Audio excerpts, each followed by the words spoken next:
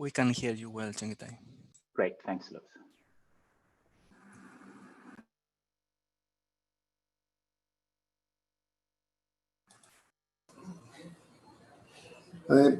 Hi, testing if my microphone is working. Carlos Afonso. Yes, Carlos, we can hear you. Great, great.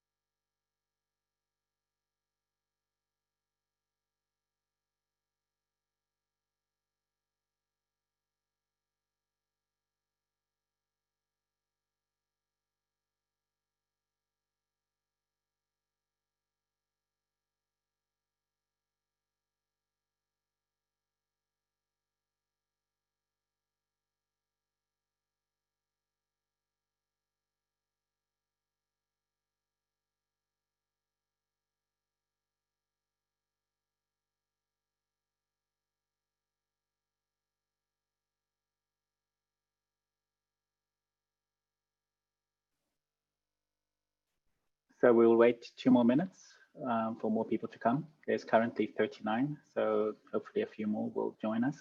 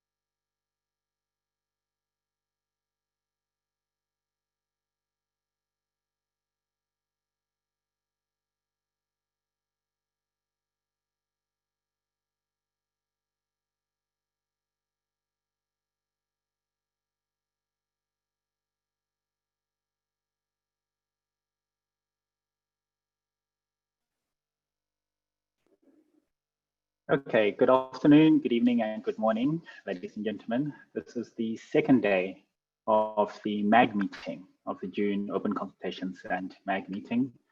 Just a few statements that we have to do before the start of the meeting is that this meeting is being recorded and transcribed and also live streamed through the IGF YouTube channel.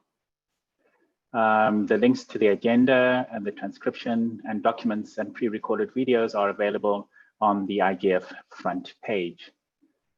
Please make sure that your microphone is muted at all times. And if you want to make an intervention, please use the online request system. The link is being pasted into the chat right now, and it's also available on the front page of the IGF website. For some reason, if you cannot log into the floor request system, please send a message in the chat, and we will put your name in the queue. When it's your turn to take the floor, the chair will call your name and give you the floor. If you can, please switch on your video, as the chair said. It improves the atmosphere, and it's also very helpful for the interpreters. Please start your intervention by saying your name and affiliation. And also, can you please speak at a measured pace, not too fast, not too slow. This helps the people whose native language is not English, and also helps the scribes. Please also try and keep your intervention short. And one other thing, that this is a MAG meeting, so MAG members do have preference. If you are not a MAG member and still want to take the floor, yes, you're free to request for the floor, and the chair will call your name according to the situation. Once you've finished your intervention, please remember to mute your microphone again. And I think that's everything I have to say beforehand. And with that, I'd like to call on the chair, Annette Esterhuizen, to start the meeting.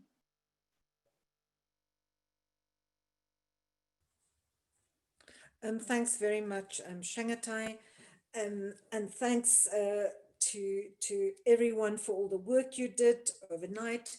Welcome to the second last day of this marathon MAG meeting of IGF 2020, the second meeting.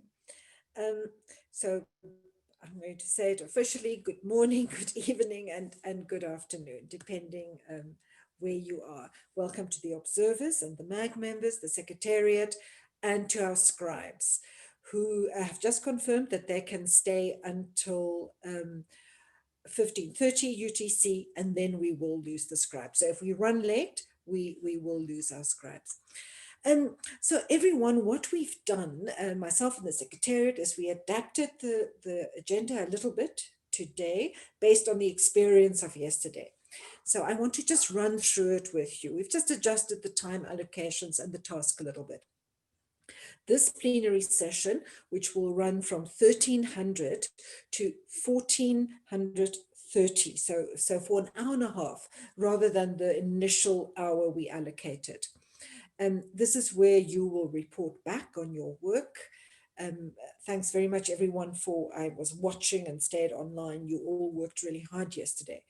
And then we will look at various other things that we need to discuss today. So we'll have the reports from the breakouts. We'll display the final list and the sub-themes. And if there's anything else that you wanted to raise, you can, based on your discussions. I want to note here, it's very important for everyone, I think, just to reiterate that this is a working meeting for MAG members. So I will give MAG members the floor before observers. But observers, if you want to request the floor, please do. If there's time, after MAG members have spoken, we'll give you the floor. And thanks to those observers who wanted to sit in on the breakout groups yesterday. And also thank you to the MAG members for your willingness to be so inclusive by allowing observers to join your breakout groups as observers. So just one more little reminder. Again, I think, Shangatai, you did mention it. Please mute your mics if you are not speaking. Otherwise, we will have to mute you. Okay, so after this session, Louise, if you can just go down a little bit. Okay, I think, Louise, this is not the correct agenda, is it? No, it's not. Sorry, we changed the agenda, and I think somehow we have a little break in between in the revised agenda. So while Louise brings up the revised annotated agenda, what we've done is to just put in a 10-minute break between plenary session 2 and plenary session 1. plenary session 3. The purpose of that just being that we can kind of underline the workshop evaluation and selection process. And just to give you all randomly into groups, just time to spend 10 minutes together, just to talk, to just make sure that everyone is on track and happy with the decisions about the workshops. Wai Min, I see you are with us. Welcome. It's really good to have you with us. Wai Min from UNDESA in New York. Yes, hi, Andret. Just to say hello to all. Do you want to say something while we're waiting for the No. Please Go ahead. I'm just listening in. Thank you, Andret. Okay, so we'll have that. Let's not panic. Louise will put it on for us soon. There'll be the first plenary on workshop proposals, report backs, finalizing that decision, and then we'll have a very short break, automatically clustering you randomly into breakout groups, just for you to informally check in with one another and kind of celebrate the finalization of what has been a huge amount of work for MAG members, which is the workshop evaluation process. We will then go into plenary session 3.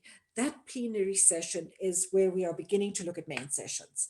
And we'll have some discussion in plenary. We've prepared some slides for you just to summarize proposals that are put on the table thus far. And I am just good. That's the agenda. Thanks, Louise. If you can just make it a little bit bigger, I would appreciate that. Thanks very much. Okay, if you can move to plenary session 3. So the output from the first plenary session, plenary session 2, will be the final list of workshops and sub-themes. And this is the workshop list of workshops that we will then have to put through a second round of vetting, where we'll ask proposers to tell us how they're going to run their session as a virtual session. Okay, so to jump back to plenary session 3, we'll have a general discussion about main session ideas that are already on the table. We'll give you some time to just think about that, about how to approach these main sessions. But I think we really do not want to spend too much time. As you'll see, there's only from 1440 to 1530 UTC allocated to that. So that's 50 minutes allocated to that. And hopefully we can make it shorter. The idea being that you do the substance of your discussion in breakout groups, not in the main session. We just want to raise all the issues, look at the big picture, and then you'll break out into 4 groups. You all know which time slot you've been assigned to, who your facilitator and rapporteur will be. Thanks very much to the volunteer facilitators and rapporteurs. And then we will break into those groups. The task of those groups will be to come up with proposals for topics for main session, to also look at the design of these main sessions, if you can, and the scheduling of main sessions, because with a virtual IGF, we are going to have to be quite creative about making sure that we schedule the main sessions in a way that is complementary to the program. And I think that really covers it. Louise, can you just move a little bit?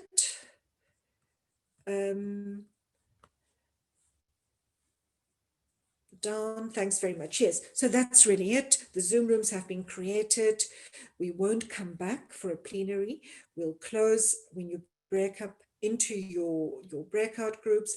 This will be different from yesterday because you're not going to be automatically clustered into the breakout groups. You have information which has been made available to you to tell you which breakout room you need to join, which breakout room and what time zone. So I know that's been a bit lengthy, but any questions on the agenda? Louise, if you can show the speakers queue, and I'm going to look at the list.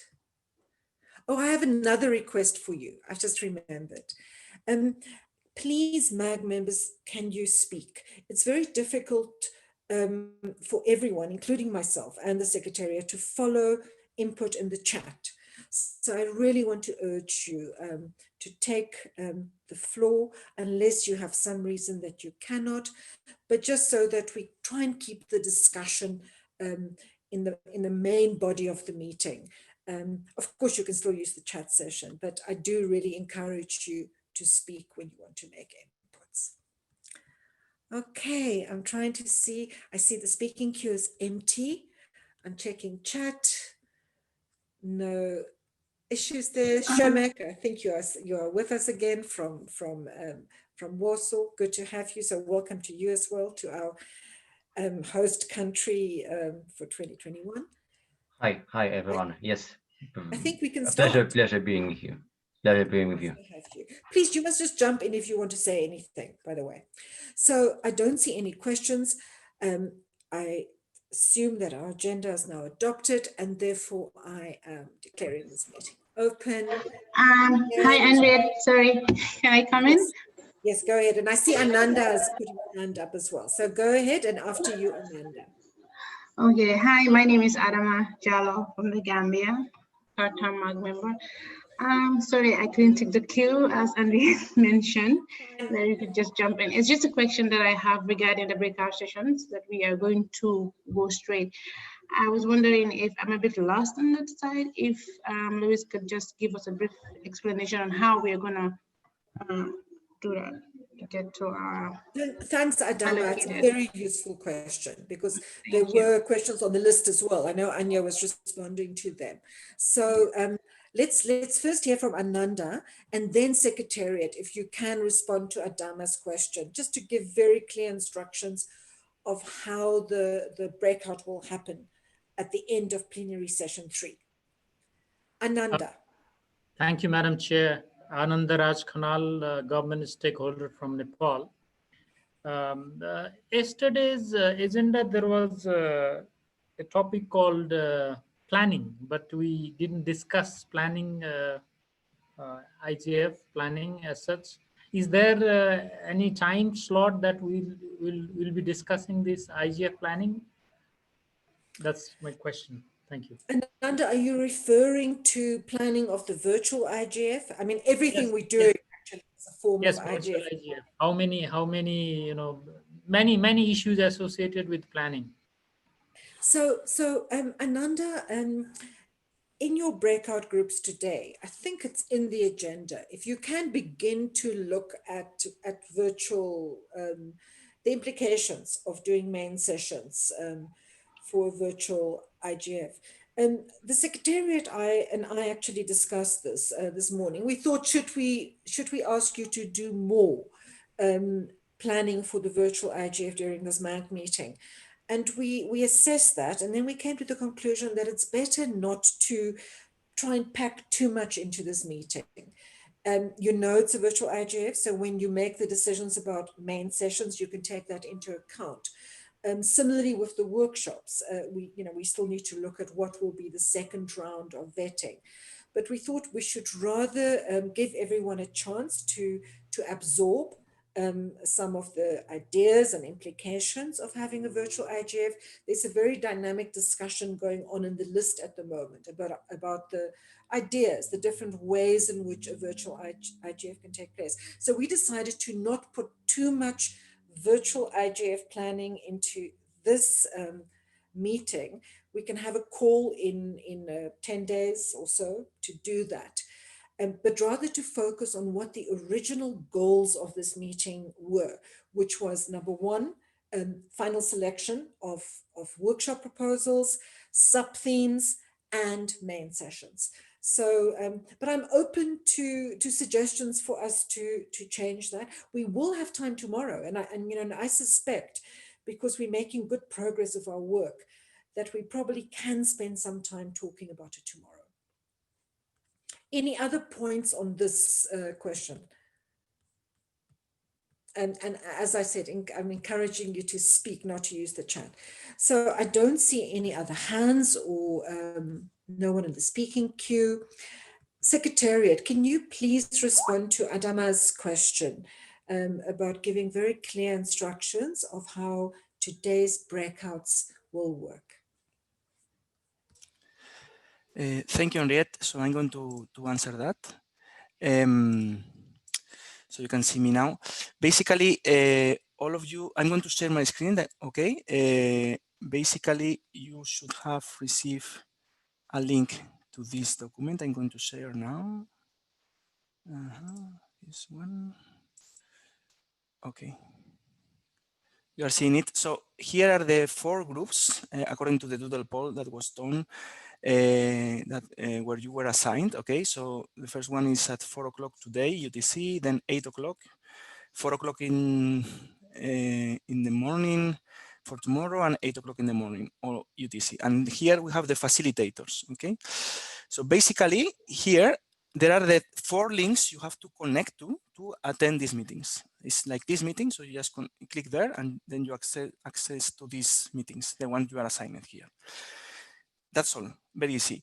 The only instructions are for the facilitators. So this is for Roberto Zambrana, Paul, Rowney and Jutta, Juliana Harsianti, and I don't know who is the facilitator of group 4, but basically you have to start the meeting and host the meeting, but you don't need to do anything special, and you should already know how to start the meeting. Otherwise, I can private chat with you during this meeting, but you should know it. Basically, you click here, but you have to log in with this credential here, and the password I will send to you in the chat.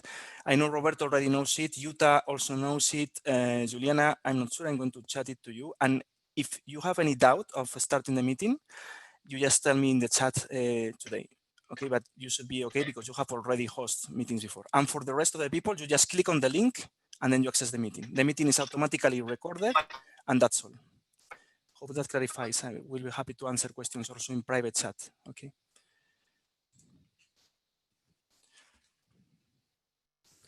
Thanks very much, Louise. Any other questions? I don't see any. So on that note, let's start with our plenary.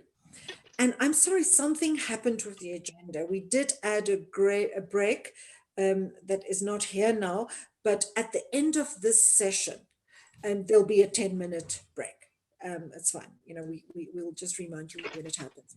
So at this point, breakout groups, are you ready to report?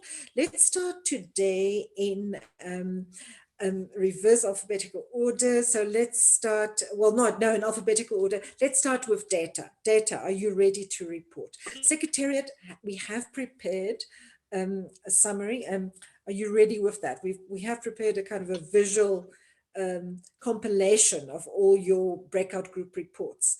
So if possible, if we can put that on screen. And Maria Paz, if you can get ready to report in the meantime. Sure. Secretariat, are you able to do that, or? Yes, we will do that immediately. Good. So let's just pause a minute and breathe, and soon it will be on screen. Thanks. You know, I really have to thank everyone for your diligence in reporting and working. It makes life much simpler for us.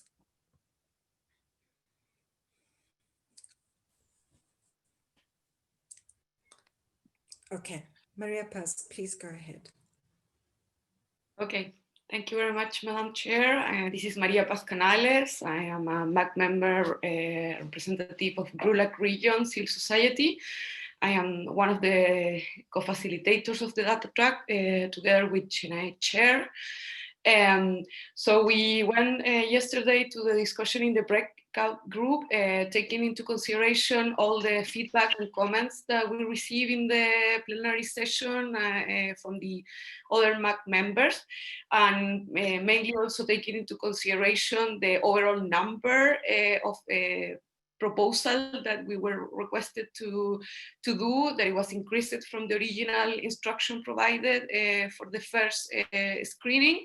So from 12 sessions that we were supposed to select in the first round, we moved to 17 sessions. That allows us the possibility to go back in some of the decisions that were some kind of contended or not so clear for the rest of the MAC members. So in that regard, because it was an issue very polemic yesterday, I want to clarify that we reduced the number of proposal of mergers. We will be sticking only with one proposal of merger. Sorry, here in the screen there is a mistake because still in the number one say merger with workshop 75, and that is withdrawn. Sorry, it's more clear down where the written explanation is there. So we are not proposing any merger for the top 10% high scored sessions in the track. We are just proposing one merger that is regarding the session 182 and 318. This is the discussion regarding privacy implication with COVID-19. We think that this session still it's possible to merge with no major difficulties because each one of the proposal only have 3 speakers announced. So in logistic terms, it will be relatively easy to try to reach the proposers and to make them to work together. And there is complementarity in the diversity perspective. Both sessions were very good, were high scored, improving the report that I did yesterday. Now I included also all the scores, so the MAC members can more easily check on the different scores of the selection that we are proposing to move forward. We will keep the proposition of moving the workshop 229 as a main session, as we mentioned yesterday. Can we move down, please, the file? And from the session, the two, if we undo the mergers that were proposed yesterday, and with the additions already proposed yesterday, we complete a number of 15 sessions. So we were in the position to pick 2 new ones that previously were in the yellow basket to add them to the green basket. So we proceed with the same criteria that we did the last time. Can you scroll down a little bit more, Luis, please, until the yellow part? So we proceed with the same criteria that we used for the selection of the previous one. We try to identify thematic gaps in the program for the data track. And according to this criteria and consider the highest score in the yellow basket, we are proposing now to include 2 additional sessions, which are the 250 Can Excel sheet have ethics, governance in Global South. You can see there the score, and the other one that will be included according to the identification also of these thematic track gaps is the workshop 236, that it's in the number 13 in the list, that it's dealing with issues regarding data flow, because from the previous determination we just have 1 session in that sub-team, and now with this addition we will have 2, and also this was a very sorry, the new one is not that one. The new one is governing cross-border data flow and sustainable development. The previous one was the one that I mentioned before. So the governing cross-border data flow and sustainable development is the one that will, I'm sorry, I think, yeah, it's the one that it will increase the diversity of the topic of cross-border data issues. And this one is very interesting in our opinion, because it's a session that is being proposed and featuring a lot of participation from SMEs, and this is a group that in general IGF tried to reach, and we would like much to have increased participation from them, and it's not always easy to include them. So we think that also because of this reason it was a very good addition to the program. it has a main issue that need to be improved, that this session is currently a manual, but one of the member of our groups, Timia Shuto, she kindly offered to help us to work on this issue with the group, with the proposer, if the final decision is to keep this session in the program as we are recommending. So with that, we will complete the list of 17 sessions proposed from our track with the question mark about the main session that we're proposing, that if at the end it's not taken by the MAG as a main session, we could still keep it in the track as a session for the track. And if you scroll down, Luis, you now can see the distribution of the session in the sub-teams.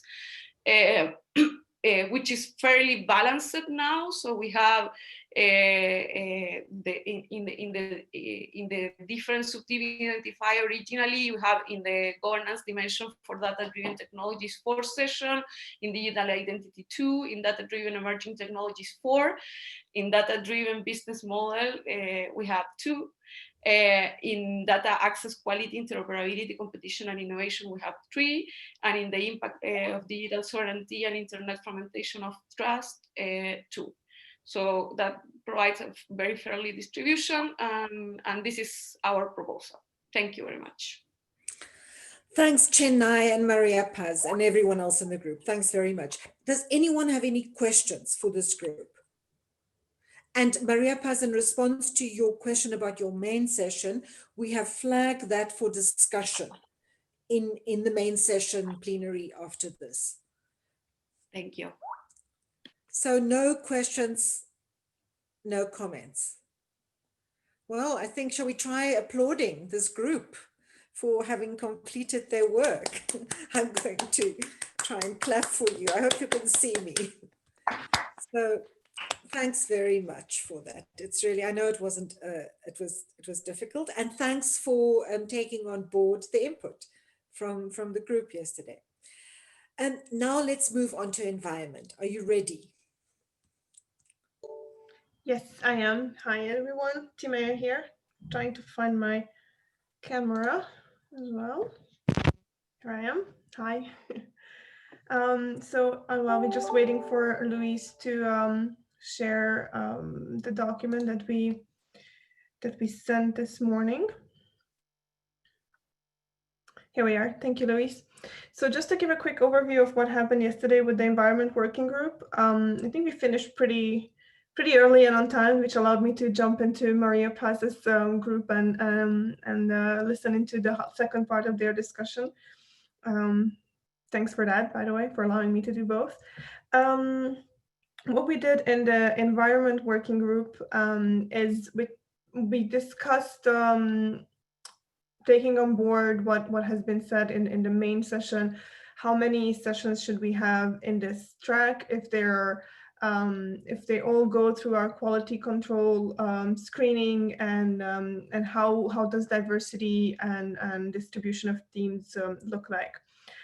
So we took on board the advice from the chair and some of you yesterday that we should make sure that this track is still substantial, and we have enough sessions that really make it for a track in the IGF program, and that people who feel passionate about a theme of environment in the context of digital issues and the IGF, they are still happy and they don't feel discouraged from applying this in the future. So with that said, I know that Roberto's calculation gave environment 5 slots. Ben's calculation gave environment 6 slots. We advise for 14 slots, so it's a bit difficult to find a good number. But what the team decided is that we put forward an ideal scenario of 12 slots, 12 workshops.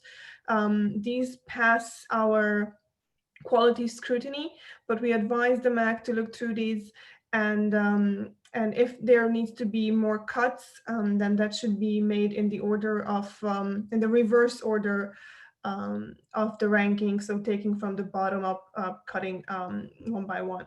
So how we look like now, Luis, if you can scroll down for me a little bit. So we have the first four remain our green basket. Those are the ones that we have ranked above a score, a total score of 4. So those should be regarded as our green. If we go with the sessions for the minimal scenario, we will have to have 6 workshops. There's no way for us having 5 because number 5 and number 6, as you can see there, have the same exact score. So there's no way of choosing between them. So we would advise if we have to cut back to the minimum, that'd be 6.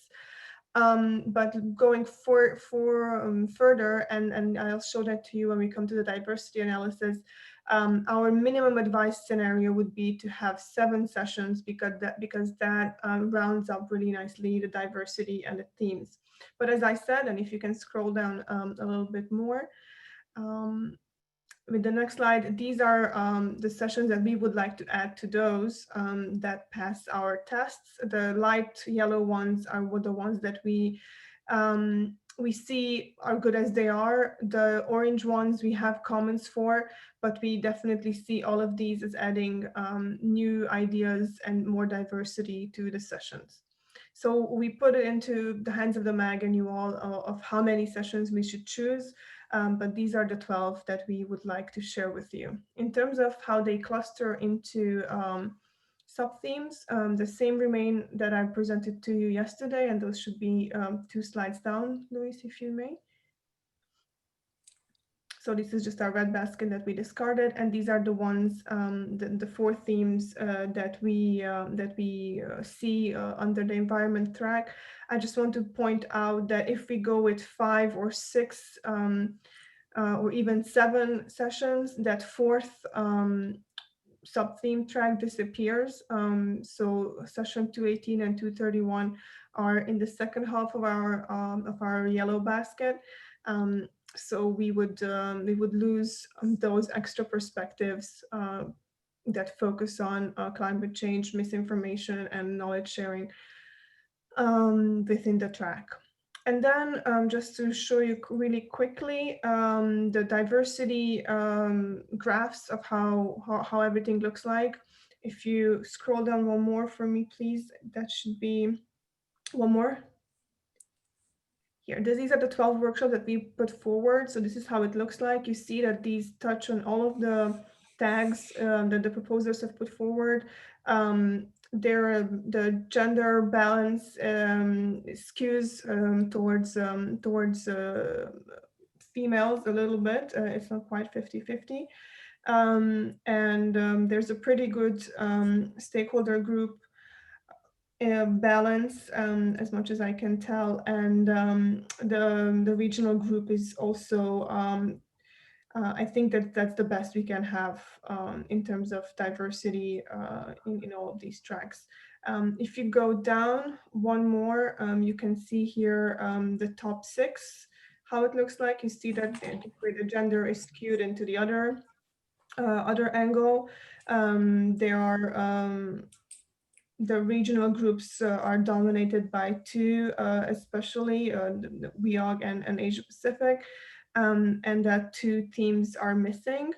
But then if you add in that 7th, that is our minimal scenario, and that's one slide down.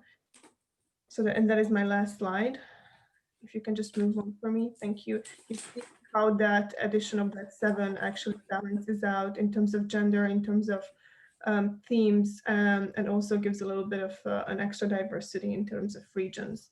So again, to sum it up, we advise that we have 12 sessions, but if we have to have less, we hope that we can have at least 7, and all the stats are there, and I'm looking forward for the MAG to share with us your thinking on the numbers. Thank you. Thanks very much to Maya, and thanks everyone else. June, you've asked for the floor. Please go ahead. Hello, June Paris, MAG member, also co-chair for environment. I wish to reiterate what Timia and the chair said earlier. With environment being a new track, I think we need to have consideration from the MAG to give us at least 7. I personally would love more than that. I would love about 10. So I just wish to add to that and support Timia in the work that she did, which was very complete. Because we only had such a small amount, we were able to go through them thoroughly. So we are sure about the results that we came up with. And thank you very much, Timia. Thank you for all the help to the team, June and Karim and everybody in the team. Sorry, I forgot to say that. Well, thanks very much. And I think yesterday I recall counting that we would have 14 in environment. And I think what you've done, how I understand it, is that you've used quality as a measure and you've come up with 12 that you would like to see. And I see no reason at this point to reduce it down from 12. Is there anyone who would like to suggest that we reduce it? Is there a feeling that it needs to be lower?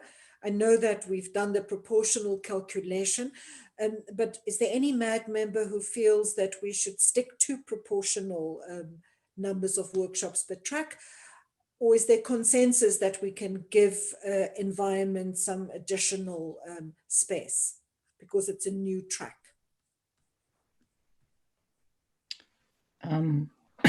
Henriette, may I speak? I Please couldn't go get ahead, Jutta. quick. Just introduce Yes. yourself and go ahead. Jutta Kroll, a MAG member in my 3rd year for civil society. I'm from Germany. I do think that in relation to the overall number of 19, 12 is a bit high, but that's my gut feeling.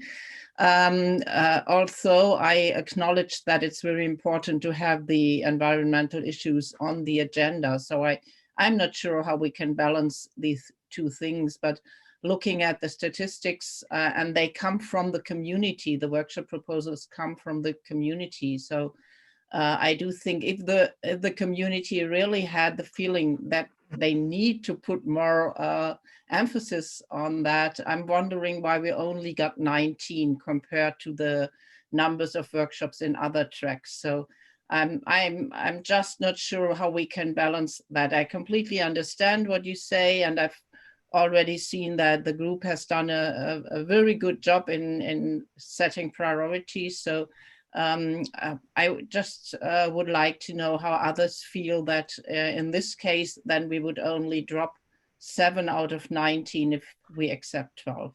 That's my 2 cents. Thanks, Jutta. G, you've asked for the floor. Please go ahead.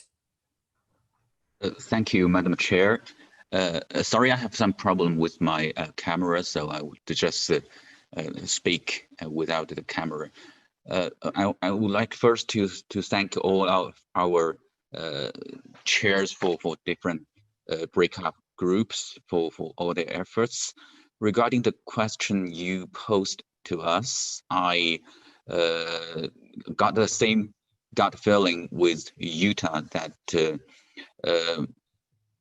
you know, the quality and the proportionality might be an important factor that we need to take into account. Otherwise, that would, you know, be a little bit unfair for other tracks. For the low numbers we have received, I mean the total number we have received in under the track of environment, I think maybe there is something we need to deal with, we need to do for next year's meeting. Make much more efforts to encourage people to think about any proposals in this respect or the related areas. Thank you very much. Thanks very much for that. June. I understand what you, Jutta, is saying. Is a relatively small amount of entries for this track.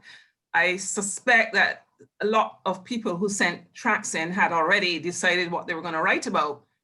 So I believe that environment came as a shock to lots of people. I suspect that people just thought there would be 3 tracks this year and had already prepared their proposals. Again, I'm begging, please. That's all I can say. I think, and I'll give the floor to the other speakers, but I think we should also keep in mind, well, that it's new. And we know that in the IGF, there is a lot of continuity. It could also be with how we've defined it. In environment is quite a narrow definition. In most government and UN processes, and I think for many civil society organizations as well, environment is often defined as part of being sustainable development. So, but the thing is, if we don't have enough sessions in this track, we're not going to be in a position to judge whether there's validity in continuing it or not. But let's carry on with the speakers queue. Jennifer, and then Helani, and then Roberto. Thank you, Chair. This is Jennifer. Hope you can see and hear me. Okay. Yes, we can see and hear you. Thank you. I'm Jennifer Chung, third-year MAG member from the private sector. First, I wanted to congratulate the Environment Track Working Group for their good work. It is actually very useful to see the different scenarios and how statistics will fluctuate.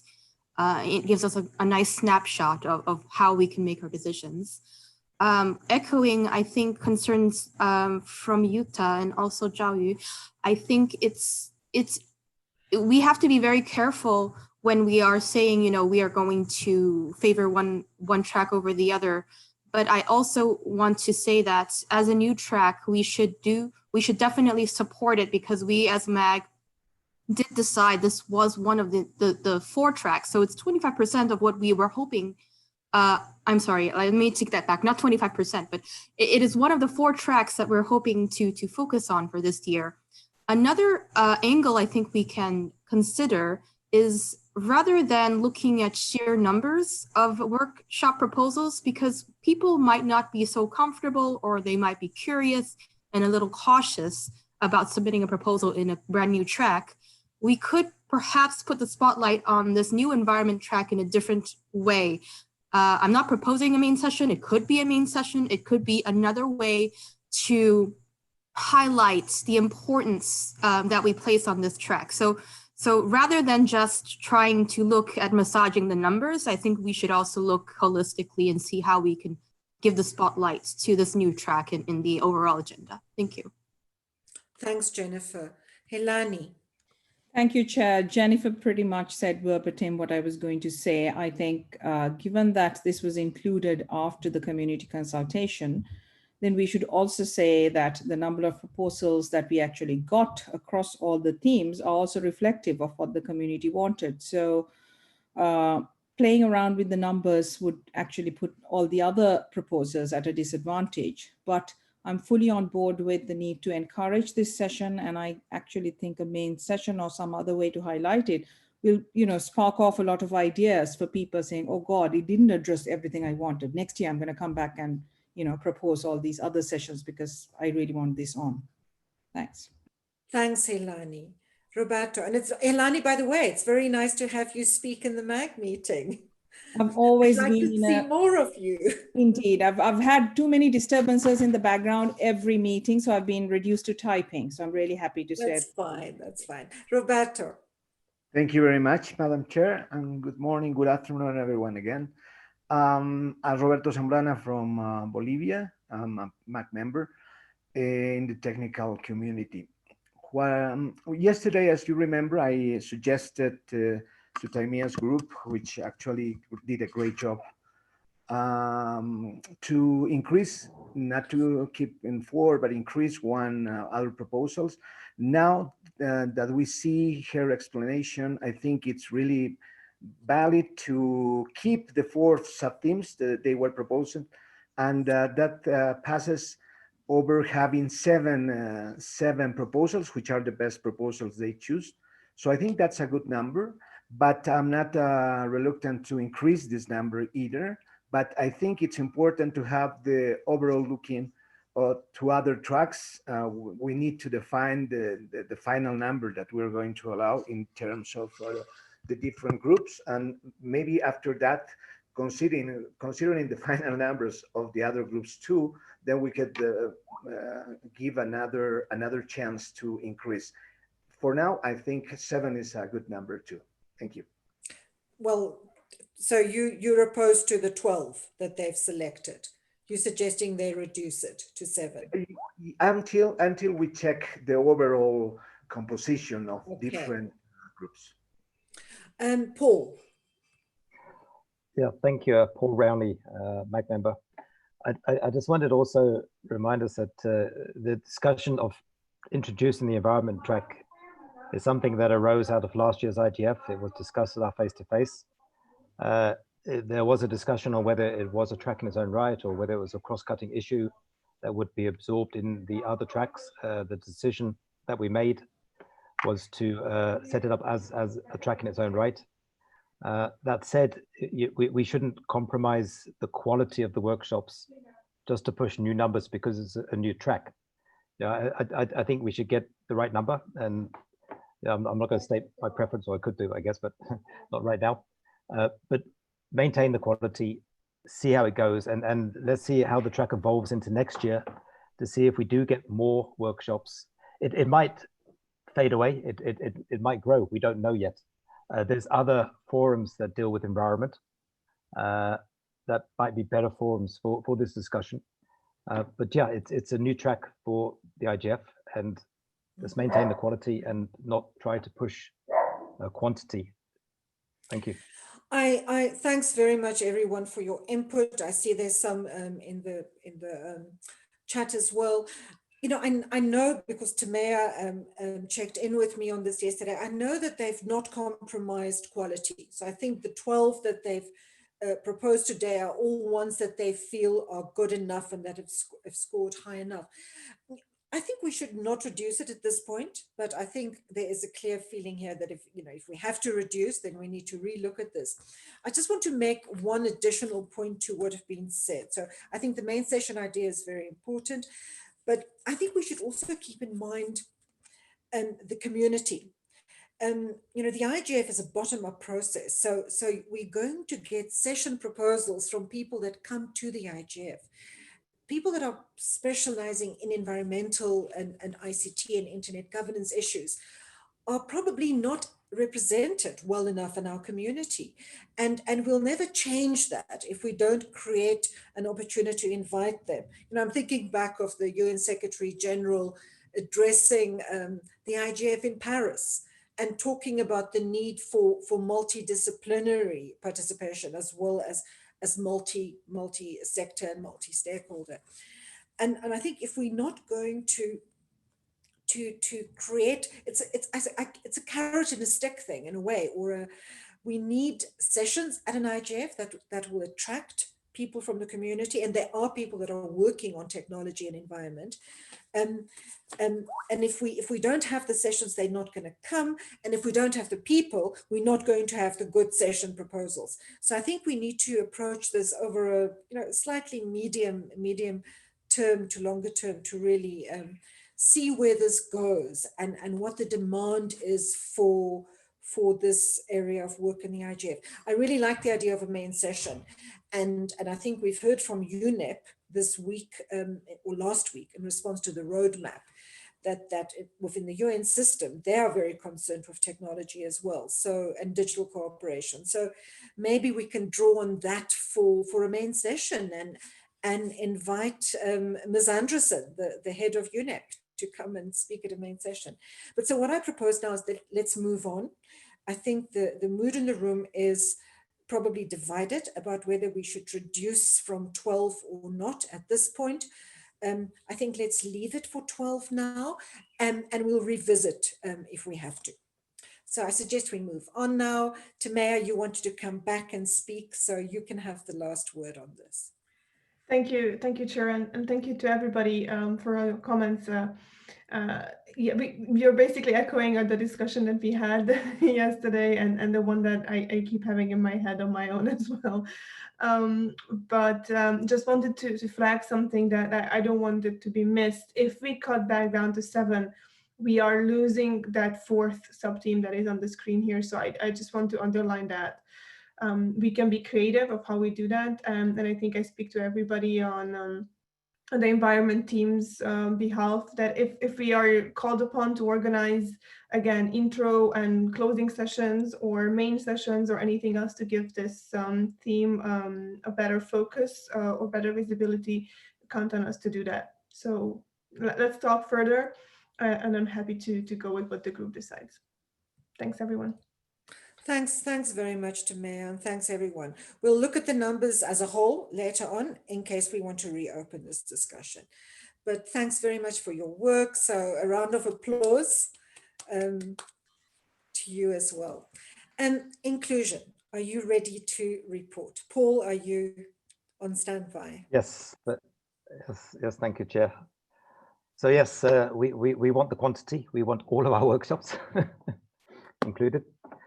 Okay, so based on the discussions of yesterday, we looked at the number of 24. We had 18 that we had already identified. We went back, reviewed. Basically, we looked at the workshops. We firstly looked at all the workshops that scored over 4, and 4 seems to be quite a common benchmark across the different thematic groups. So we elevated all of those 20. Most were already in the 18 in any case. We then looked a little deeper because this started to skew the balance of the program a little bit. So we looked at the next workshops, which were 21 and 22. And both of these were addressing a similar theme, but from different angles. They were addressing education. One was focused on e-learning and how to tackle accessibility challenges online. And the other was more around educational opportunities and challenges in the time of a crisis such as COVID. What was interesting is the workshop 107 was predominantly from Gulag, and Gulag was quite heavily underrepresented as a region. And the other one was more towards WEOG. So the general consensus was that we would like them both, but on condition of merger. And we can go a little deeper into our thoughts on the characteristics of each workshop that should be merged over. We then looked at workshops 23 and identified workshop 25. This is the rankings, which are workshop numbers 1 to 2 and 20. And again, these are quite similar. They're both addressing local content and language, but again, from 2 different perspectives. One focusing more on building the data sets in the African languages, and the other exploring the future of endangered languages. And specifically in cyberspace, but there was a lot of commonalities. And again, you know, we felt that both workshops needed to be there, both couldn't be there. And we felt that there is a good case for a merger between workshops 1 to 2 and workshops 20. We then looked at bringing balance back, because this skewed a little bit, so we needed to bring balance to availability, affordability, and to design and policy for social inclusion. And we identified workshop 37, that was addressing community network, electricity, and digital inclusion for availability, affordability, and access. And we identified workshop 289 to bring balance into the design and policy for social inclusion, which was focused on women and the platform economy, access, autonomy, and agency. So this gave us a very strong list of 24 workshops. We have identified a few as a backup in case some of these might want to pull out. So we actually have 5 workshops that we've lifted that should be looked at depending on the thematic sub-theme that a workshop might decide not to participate to fill that gap. If we look at the stakeholder diversity that this new list of workshops or the amended list of workshops brings us, and if Lewis can just scroll down to the workshop diversity, it's similar in some ways. It's improved, other ways it's slanted a little further away. It has increased civil society a little bit, but it's still in line with the overall civil society speakers. It did increase the technical community and government a little bit, so it's still in balance. On the regional perspective, we did increase like a little bit, so that's good. And on gender, I was told that this is a better result, so we're on the right side of the line on gender. The other change that we made was actually to our sub-themes, and this was actually identified yesterday, that our workshops that were lifted into the top, including the 24 as they stand now, none are addressing the environment. So we've actually dropped environment from the sub-theme number 3, which is on page 1. And the sub-theme now is design and policy for social inclusion. So I'm going to end there. Our document is shared and the working document is also shared. And I also want to thank the participants of the working group yesterday. It was a brilliant session. We had a very lively debate and discussion, and I think we all agree that this is the right number for inclusion, and these are the right workshops to be motivated to move forward. Thank you.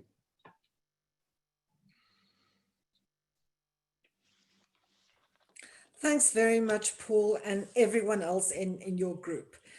Sylvia, you've already asked for the floor, so please go ahead. Paul, thank you very much. It's Silvia Cadena from the technical community for the record.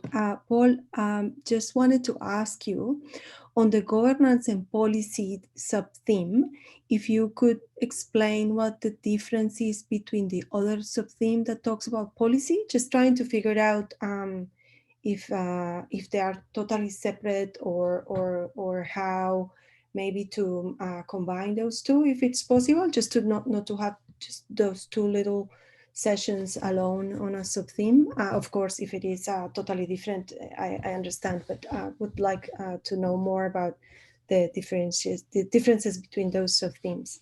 Thank you. Very good question. And to be honest, I can't think off the top of my head why we have them separate. Maybe Roberto? Yes. In a part, Sylvia got the point. What we did was to review the content of the proposals, and actually the weight was in the substantial theme rather than the policy aspect. And in other cases, as we were reviewing some other proposals relating with policy, also what we evaluate was that they were more aimed at to propose a policy. So that's the way that we, in some cases, assigned those two policy and some others to the substantial sub-theme. That's why we don't have, in general terms, among the 70 proposals, we just have, I think, only 5 proposals related with this 6th sub-theme of policy. In fact, I was going to ask the same question, and I was going to suggest that you actually move those 2 workshops into the other groups, maybe into design and policy for inclusion. And the reason is really because the IGF, everything is supposed to be about governance and policy. And this MAG hasn't really struggled with this, I think, but I know that in the past, MAGs have had to reject workshop proposals that do not deal with governance and policy, that are about project implementation, for example. So I do think you might want to rethink having a sub-theme for governance and policy when you also have a sub-theme for design and policy for social inclusion. I don't know, but I mean, aside from that, I think you can think about that. I don't know if anyone else has comments on that, but thanks very much for your excellent work. Does anyone else have questions for you? I don't see any hands. And Henrietta, I just wanted to just respond. We will definitely take that back to the group. There was a rationale for separating it, but I think we will revisit that and make the right decision. I think just think about it, because in a way, I think all your other sub-themes are also addressing governance and policy in one way or another. So just think about that. But thanks very much. And you've come up with a number of 24. And so I've been adding up totals. We're now up to 53 accepted workshop proposals. And if we're ready to say thank you and applaud this group, let's move on. So well done, and thanks for your hard work. And it seems it's gone relatively smoothly as well. So thanks very much, Paul, and everyone else in this group. Thank you. Trust, are you ready? Yes, good morning and afternoon and evening. Yes, Sylvia might have something to add at the end, but I can summarize where we got to and what I shared on the MAG list yesterday. And I should say that I'm Ben Wallace with Microsoft, for the record. And I'm sure the presentation is coming up on the screen, but I can already start. So in our breakout yesterday, the trust evaluation group made some slight revisions to the recommendations that we sent previously. So we stayed with the proportion. So we kind of reduced from 36 to 33 the number that we were proposing to be taken forward, which is 41% of the 80 slots that were envisaged. The workshops are ranked so that the Secretariat knows exactly which ones to approve once it's been decided how many slots there are overall and what proportion are allotted to each track.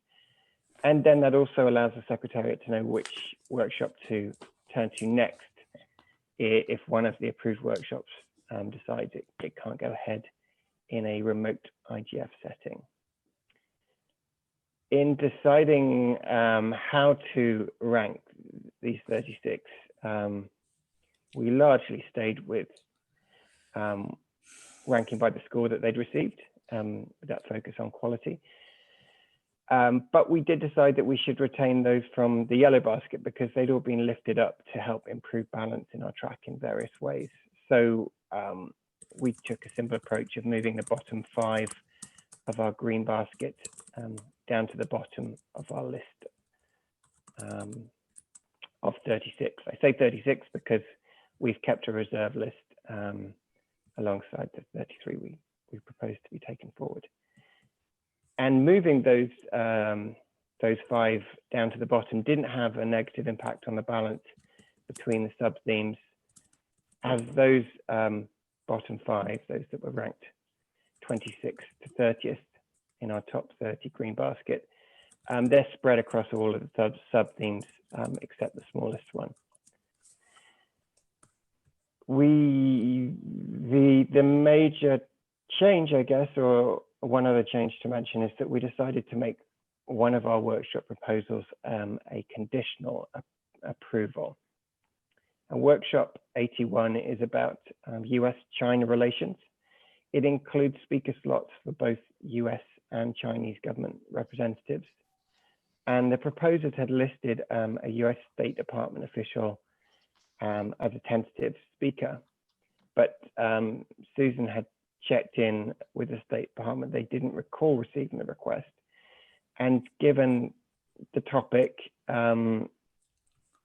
potentially a contentious discussion, we were concerned that the session shouldn't go ahead with a representative of one government but not the other. So we recommend the workshop be approved. but only once the organizers can confirm to the Secretariat that they have confirmed speakers from both the US and Chinese governments. And finally, yesterday, for the sub-theme structure, we had a table listing all of the workshops in a table format. And during the discussion, it was discussed whether we could show that with a flow, a logical flow between the different sub-themes. So we've done that. I think if you scroll down the document until it goes from a portrait to a landscape mode, and that's another change we made. It doesn't, it's not a reallocation of workshops. Keep scrolling, but it's just kind of additional thinking about how the sub-thematic structure would work. Almost there, it's the next page down.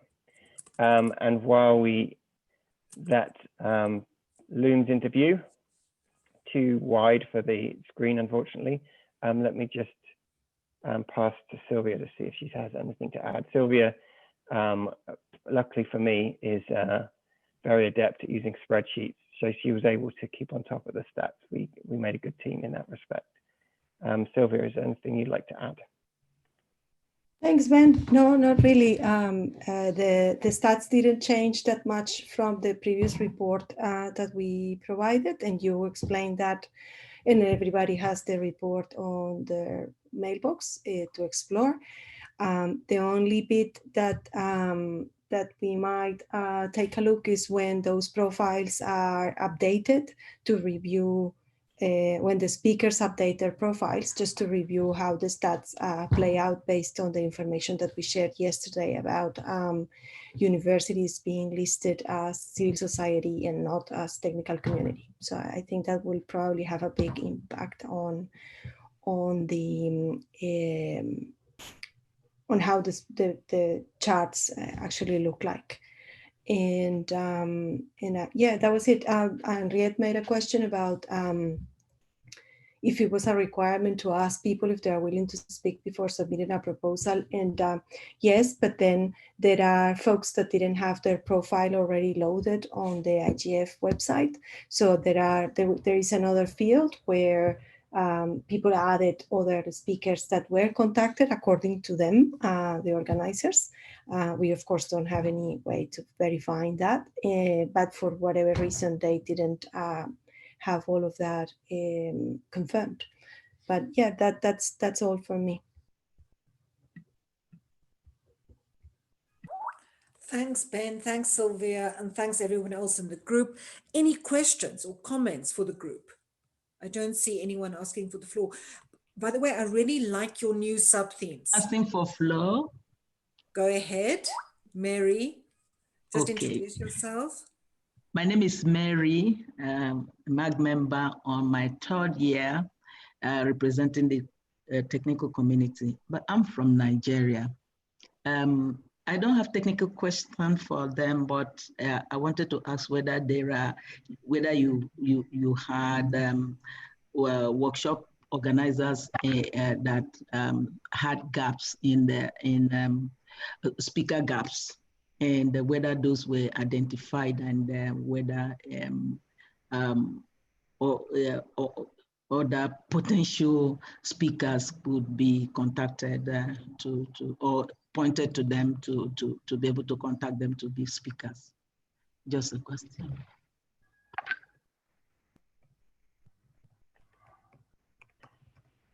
I don't know if I perfectly understand the question. Thank you, Mary. Sorry, if you didn't understand the question, please let me say it again. Yeah. I'm sorry. I'm saying why you were evaluating, because I saw in inclusion, some of the proposers will say that they are yet to contact some speakers that they had gaps. Whether in your own case you noticed that there were some of the proposal that they were speaker, there are gaps in panelist or speaker slots, And if it's yes, and they say they will still contact them, is it possible to point out or refer them to some, or propose to them some speakers that would fit into their proposals? Just a question. I don't know whether it's clear now.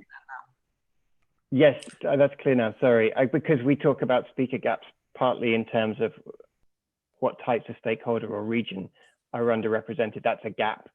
So that's why I got confused, not the way you asked the question.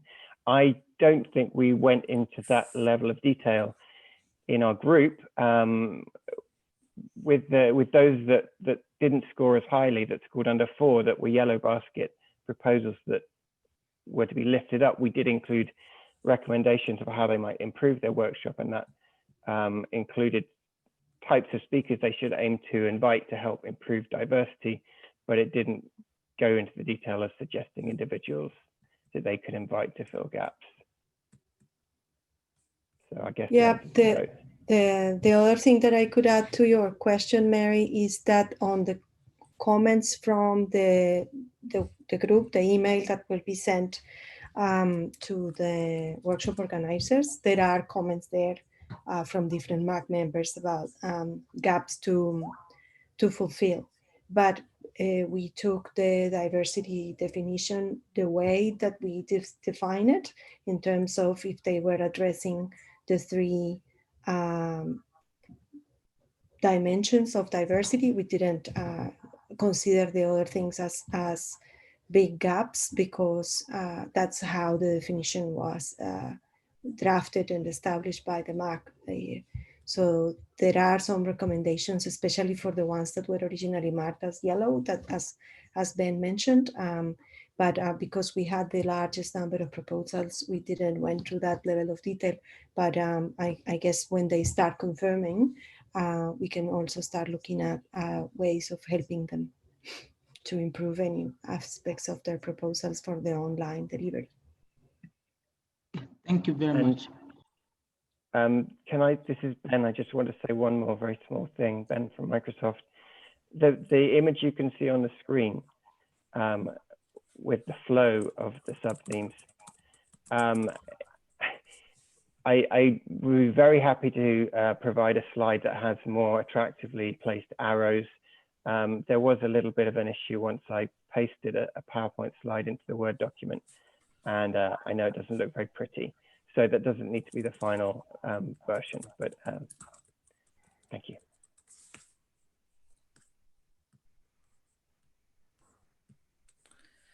Any other questions for this group?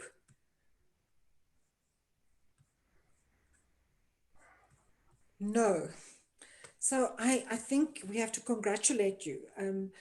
Thanks very much to the old rockers, as they describe themselves, Sylvia and Ben, with no offense to MAG members that are younger or older, and to everyone in your group. You had a lot of proposals and you were a big group, and thanks very much for all your hard work. So I think we can congratulate you and applaud you. And now I don't see anyone asking for the floor. The Secretariat has prepared a slide for us just with the numbers, so we can see what the numbers are. Secretariat, can you bring that up for us, please? And we have just enough time to finish our session on time.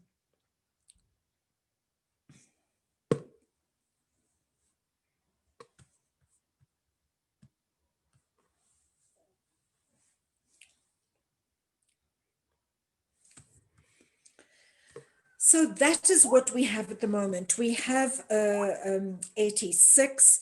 We have a distribution of number of workshops per track that is proportional, with the exception of environment, where we have maintained quality control, but we have allocated a slightly larger number to environment at this point, because it's a new theme and all of the factors that we have taken into account. So I think the real question at this point is, do we go with 86 and trust that we might lose some when we ask people to submit with their design proposals for a virtual IGF, or do we want to reduce the numbers? So that's really the question on the table at the moment. Does anybody have any? Shengatai, I mean, Secretariat, I'd like you to speak. I see Jennifer's asked for the floor, but I think it's good to get Secretariat's perspective on this as well. So Shengatai, can you just comment and give advice at this point?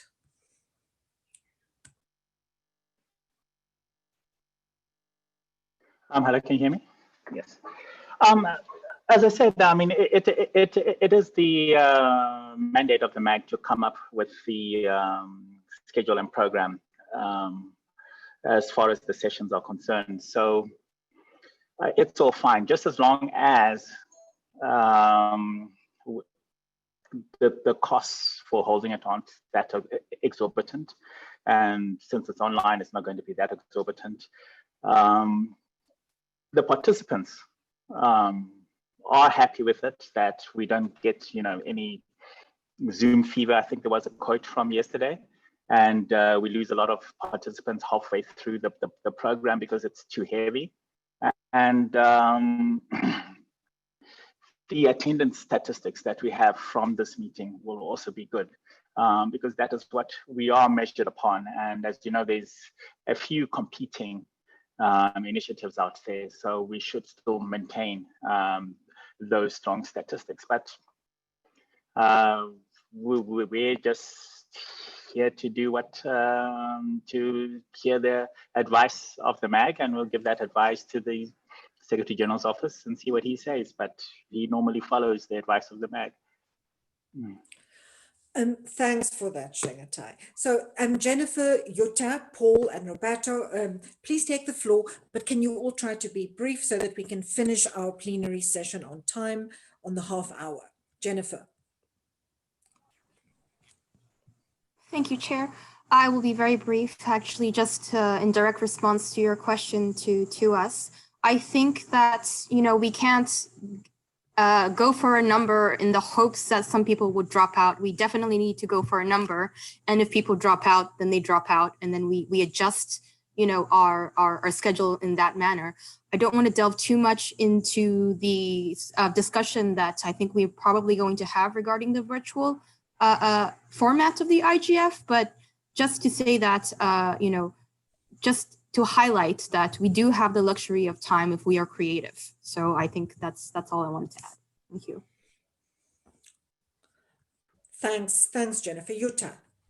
Yes, thank you for giving me the floor. Jutta Kroll, MAG member in my third year for civil society. I'm from Germany. I do think that first and foremost, we need to look for quality of the proposals. I do think all the groups have now done a very good job in ensuring that the best scoring proposals ended up in this list of 86. Also, we cautioned at some points, like we did in the trust group with that proposal with Chinese and US government representatives. It would only be really good if they are both showing up there. So with regard to the second round of vetting that we need when we get back to workshop proposals, asking them whether they will be willing to run a virtual session at the IGF, I do think the MAG should dedicate some time how we will deal with that. Obviously, if you get back that your proposal is accepted for the global IGF, you will be very happy and say, okay, I will cope with the situation that it's a virtual session. And then afterwards, difficulties may just occur to you. So I do think we should take some time with the MAG to develop some guidelines for workshop proposals, how to best deal with that situation, that it will be a virtual session at the IGF, so that they can take a proper decision whether they are really up to run that session. And then not just let's hope that some will drop out, but let's hope that most of them will find a good way to stay in the program and have a good quality session. That's my 2 cents. Thank you. Absolutely, Jutta, because our job remains to ensure that it's a good event with quality sessions. Paul, go ahead.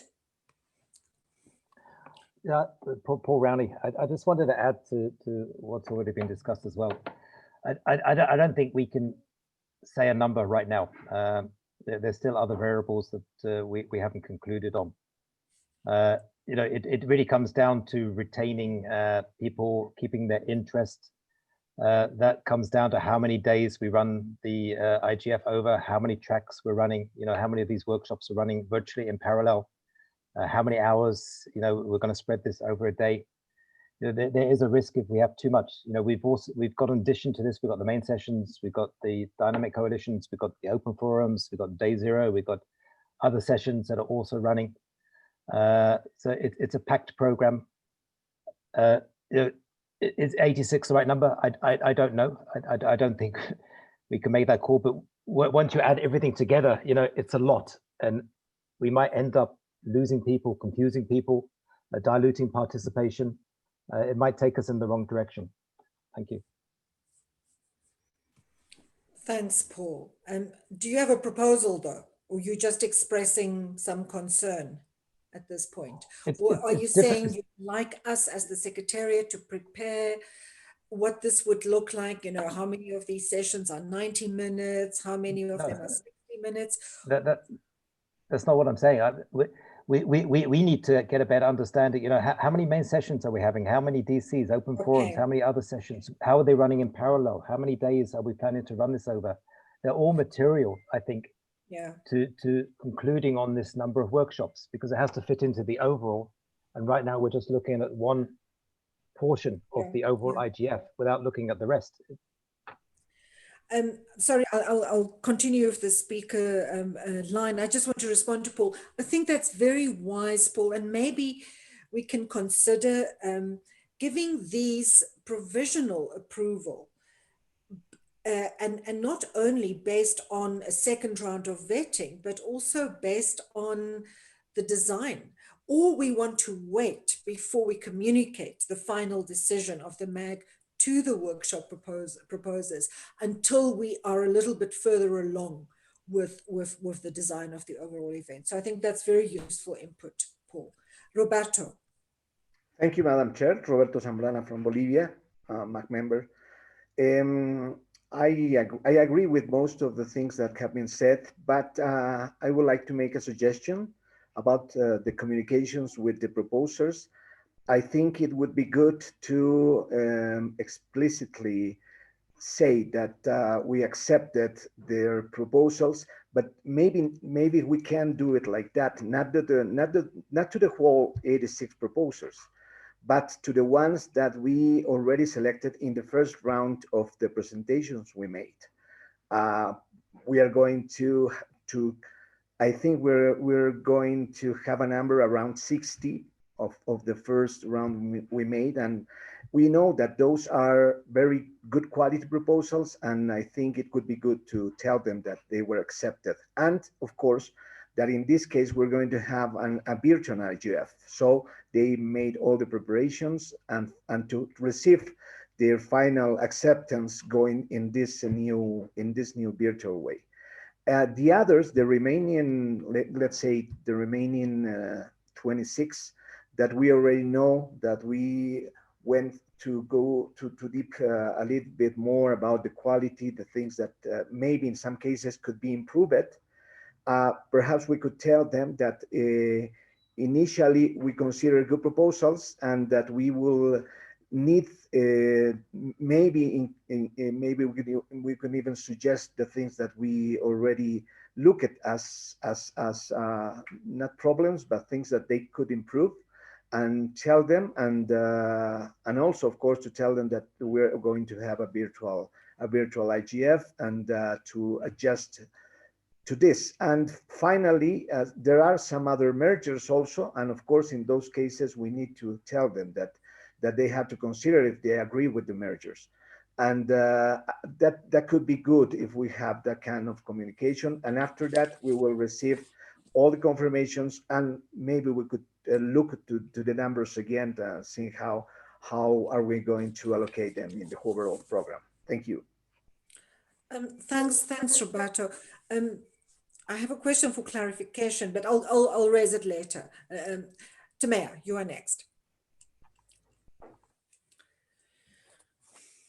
Thank you, Chair. Just to add to the points that were mentioned before, I really agree with Paul and Roberto and others who have spoken before, that we need to see the entire program to be able to make a decision on the numbers. I think that is very important, that we know also how many DC, NRI, open forum, special session, pre-event, main session, or anything else that we have in the program. There might be, creative ways to work with this. NRIs might want to work in different time zones than the main part of the program. There's that issue there. People might want to still have pre-events or after events that are not part of the actual program. That might also happen. But what we need to be able to provide to the people that we identify, that what we want them on the sessions with their proposals and their workshop, is really what kind of support are we prepared to give them? Because if we go to them with a question, do you still want to have your session? I think it's a pretty quick and rash answer that people will say, well, of course I want to have my sessional program. That's why I proposed it. But people will want to know why, what is it that is needed there? How is an online session run? Who will be the technical facilitator? What platform will be used for it? How is there interpretation or not? How can people engage? It's a lot more than that is at the background, and how much of that can we really provide? Because Luis is a magician, but there's only one of him. So we also need to know how much is there for us to provide, and that can also help us make a decision on, is it 86 or is it 4? So we really need to think about that. And there's also a point that I think Hannah raised in the chat that is very relevant. I think if we want some consistency in the program, we might want to also discuss the length of the sessions, and that also needs to be communicated consistently to the organizers. Are we allowing anybody to go with 90 minutes, 60 minutes? They are choosing, are we choosing? We need to be able to think about all these things together before we make a decision. So this is a really good provisional list, and I applaud all my colleagues for the great work done in selecting the workshops.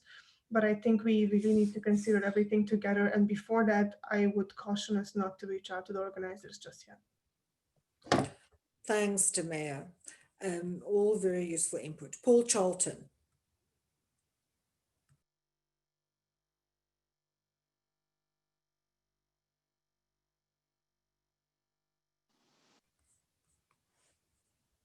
Yes, hello, can you hear me? Yes, Paul, we can hear you. Okay, good. I've been listening carefully to the discussion. My own, I guess, personal preference is to err on the side of having maybe a slightly smaller, more concise program. I agree with what a lot of Tomei and others have said about we need to proceed carefully and not rush to make judgments about a particular number. I was particularly struck by what Jennifer said at the beginning of the conversation when she said that whatever number we pick, it has to be a number we're comfortable with, and we cannot and should not assume that we'll end up with a lower number because some people will drop off because they won't be able to do their sessions virtually. That may well be the case, but I do think we have to be comfortable with the number up front.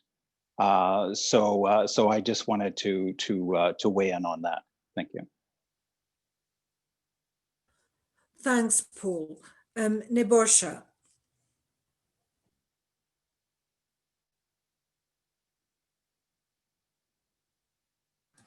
I actually put my hand down, so because people already said something. Okay, thank you. Okay. Secretariat, is there anything in the chat that we need to, that's important, or is it all related to what we've said already? Shanghai has just shared the numbers.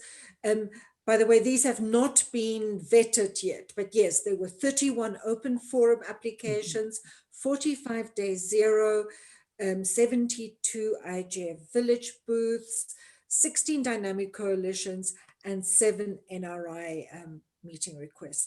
So there's quite a lot, and I think we need to put all of that into our basket and discuss what to do with it. So my takeaway from this is, I have one question though, before I'll try and summarize the key points that came out of this. And Roberto, this was in response to you. You were talking about sessions that we wanted to give them suggestions for improvement. My assumption actually is that with, unless there really is an exception, like the exception we heard of from the trust track, is that you've approved proposals that you don't think need improvement. I think if you have proposals in your slate that need improvement, I think you might want to rethink whether you're including them or not. Because my assumption is that you really have taken only those that you feel are really, really very good. So I just want to check in on that. If there are workshop proposals that you feel need improvement, I would advise the groups to perhaps reconsider. I guess what you have done is to try and have sub-theme balance. So, we don't have to dwell on that now, but I do think at this point, we really want to ensure quality as being the really the primary measure. Maria Paz and Sylvia, if you can go quickly. And then I'll just try and summarize the key points that came out of this. Maria Paz, do you want to speak? Go ahead. Yeah. Thank you very much, Madam Chair. This is Maria Paz Canales, a civil society representative from GRULAC. My comment is only to make a suggestion in terms of how to confirm that still interest for some of these activities. And I would like to use the example of what is going on with the organization of RightsCon, that it was also mentioned in the email thread about this virtual organization of the IGF. I think that we shouldn't assume that for all the other activities like the zero-day events or the booths, everyone will keep the interest that they originally manifest considering a physical in-person IGF. So I think that the same that they did it in RightsCon, a first stage to more fairly assess the scenario, it will be to send a message to those and ask them to confirm if they are still interested in the scenario of a virtual setting of the IGF. So that then we can work with a number that is updated to the current situation and take it from there. And I will reiterate something that it was said in the thread in terms of the needs of like finding a bond back structure for the time allocation, and also follow the example of RightsCon in terms of that for the flexible time schedule to ask the organizers of the group to self-identify what will be the time zones that will better suit them and provide them the responsibility to organize with their session participants, with the speakers and everything. That worked very smoothly because in that way you distribute the responsibility of identifying the times and reduce the workload of the secretariat that will be very heavy in these issues. So I will leave it there. Thank you. Thanks, Maria Paz. Sylvia. Hi, thanks. It's Silvia Cadena, a MAG member, technical community on my third year. Well, first of all, thank you very much, Chengetai, for putting the numbers on the chat. That is very useful. I think it is very important to, as my colleagues have expressed, to reconfirm interest. I have always been very taken, let's say, by the fact that in reality, all of the efforts from the MAG to select workshop proposals normally don't even account for even half of the program of the event. So I'm always pushing for having open forums reduced considerably, although those efforts have not been very successful over the years. But maybe this year is an opportunity to take that a little bit more seriously. If you look at a little file that I shared earlier today, I was playing a little bit with time zones and trying to figure out how it will look like if it was not having a lot of Zoom fatigue and not having full 9 hours days and things like that. And taking it slowly, using 90 minutes and 120 minutes for main sessions, and not even counting everything that was there, I got to like 11 days of activities. So over 24 hours and spread around 5 different time zones.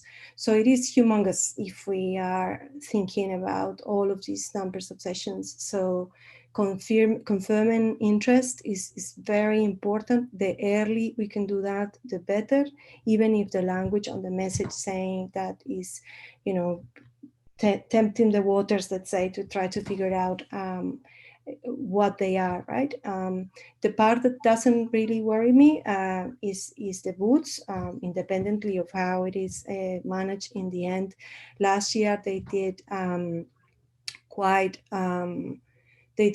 a lot of effort, the Secretariat, to ask the booths not to, and the German host, to not print materials. So there was like a little page on the Shed app where they could load all their materials and things like that. So it could be, you know, simple things like that, or videos, and so they can have the little page where they put all that information in, and that kind of like box ticked in terms of having booths and things like that. But I think the NRI's collaboration sessions, it's important that they check really what they need, and the same for everything else, because if you look at those, it's really a lot of sessions. When you add one thing after the other, is a lot of time to try to accommodate what lots of people said about not having a full day, having breaks in between, having main sessions for all of the thematic tracks, and then a few others that were mentioned. So I made some rough calculations, but it's pretty full on.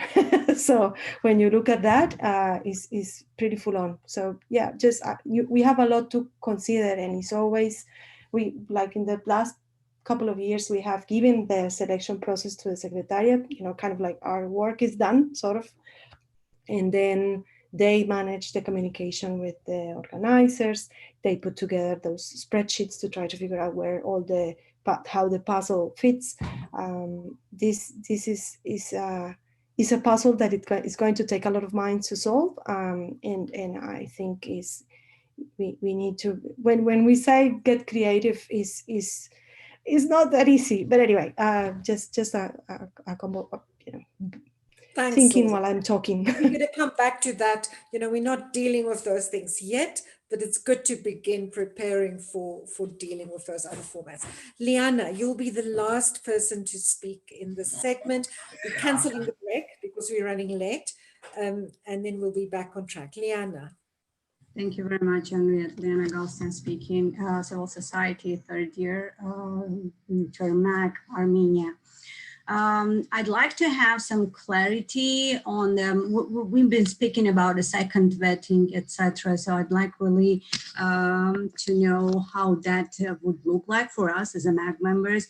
Would we go through all the workshops again, or we're giving the proposers a second chance of changing for their proposals and coming up with new things, how they managing the online, the virtual meeting, and also I would support the idea of preparing some guidelines for these proposers, because those when they didn't know actually how to deal with the virtual one. I mean, they had a section of interaction for the online participants, but since everyone now will be on this online platform, they would consider it carefully about the remote moderators. But I'd like to know for us as members, how would be the process? How long will be? I mean, we're gathering the information in a chat and a track that you started and read in our mailing list. But it would be good for us also to know when will be the decision made.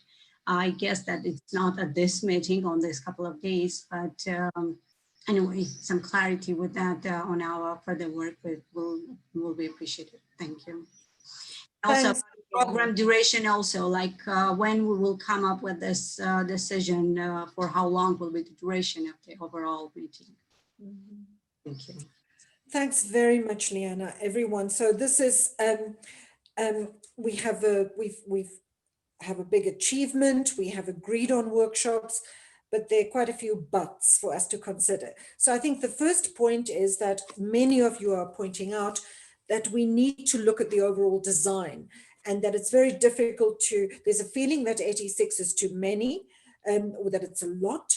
And then I think quite correctly, we shouldn't settle on a number if we aren't prepared to deal with that number. So what I sense here is that we need to do a little bit more work on the overall design of the event, and then we'll be in a better position to judge on whether we can actually accommodate 86 or not. So that's one thing. We need to look at the other formats, the day zero events, the open forums, etc. I think Maria Paz's point is very, very important. You know, most people who organize day zeros do that because they are taking advantage of the fact that people are together physically for a global IGF. So they might very well not want to do that if they can't benefit from that. So I think that it's really good for us, Secretariat, for you to look at this, and we might want to just ask everyone who've submitted a proposal so far for the non-workshop sessions if they still want to go ahead. So we need to look at that. I suspect there'll be quite a dramatic change. And then we need to look at how much support and what support we can give to these sessions. And I think, Timea, my takeaway from what you are saying is that we need to be clear on that before we enter into the second vetting process. We need to first establish, number one, more or less what is the design of our event, over how many days, you know, what time zones, and we need to have some certainty on what our capacity is to support those sessions. And that raises other questions such as, do we outsource support? Or do MAG members volunteer to support sessions? So there are all kinds of questions there we need to look at, relate to the overall design and administration of the virtual IGF. And then I think the vetting, we need to start talking about what's involved in this vetting. I think, Liana, your point is very important. And what I'd like to suggest, we don't want to just give it back to the workshop process working group. They've worked so much already, unless they are raising their hands and volunteering. But what I suggest is that we do some brainstorming on the list. We can create a subject thread for that, for the second vetting process. And then if there's some MAG volunteers who'd like to work on what that would involve, I think that would be very useful, particularly people that have had some experience recently in organizing virtual events. And then I think finally, and also taking this from Liana's last intervention, we need to revise our timeline. So our timeline needs to shift a little bit now, in fact, maybe more than a little bit. And I think that after this meeting and before we have our next MAG call, we can work with the Secretariat to revise what that timeline is like. So in fact, I'm proposing at this point, and Secretariat, let me know if you think this is okay, that we delay communicating our decisions to the workshop proposers until we've had our next call. Because by the time we have our next call, we'll probably have a better sense of the timeline and of the overall parameters of what the virtual IGF will be like. So I don't see any speaking requests. Hello. Yes, Anya. Yeah, I did click the speaking queue. I don't know why my own is not showing. Sorry that I'm intervening. First, I want to say that the number 86 looks large for me. I don't know how we're going to cover that. And again, as we said when we were doing the presentation, if we do a statistics on percentages of proposal we had as against the number that we're approving, I think there will be some of the tracks that we need to adjust for. And yesterday we were talking about 80. So why do we have to go to 86?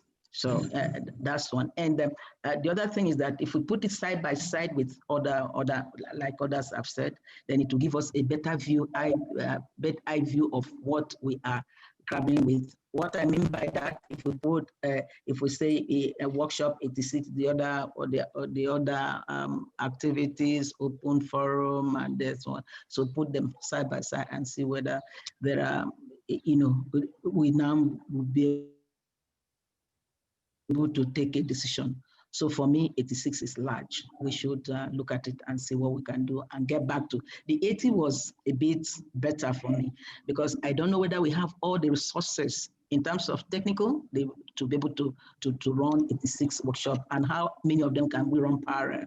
And the support that we need, technical support that the Secretariat will need to be able to do all that. So that's what I'm saying. I don't go with the 86 number. It is large. Thanks for that, Mary, but we can't change that number now, because if we change that number now, it means that the groups need to go back. So I think let's stay with this number now, but with the awareness that there's concern about the number. Let's look at the design of the event, let's look at the vetting process, and then we'll look at that. I think if any of the groups feel that there's a workshop that they've put through that doesn't deserve to be put through, then it shouldn't be there. But I trust actually that you've already done that. You've applied the quality criteria. So I think that if these are 86 good sessions, that's a number that we have on the table now, that's been approved. I think let's not worry too much about that now. We'll be able to assess that number better when we have a better idea of what the design of the virtual IGF will be like. If you think that, we also can look at it from the 65 that we had last year, but also I think as Sylvia and Maria Paz have pointed out, we might have fewer other sessions. So let's not panic about this now, but let's pause before we give proposers final confirmation. We also need to think about the vetting process. I just want to, I haven't been able to follow everything in the chat, but I saw one comment in the chat that I think it's worth noting at this point. And that is that we will probably have to have another MAG meeting, maybe not a 3-day meeting like this, but something that's more than just a call. I think, Jennifer, that was your point. And I think that is, it's important to note that. But let's not feel too panicky either. I think, IGFs have had large numbers of workshops before, and often the constraints have been physical constraints. And, once we look at what our IGF looks like, we might feel a little bit differently about this, or we might feel that we have to cut the numbers, and then we'll come up with a way of doing that.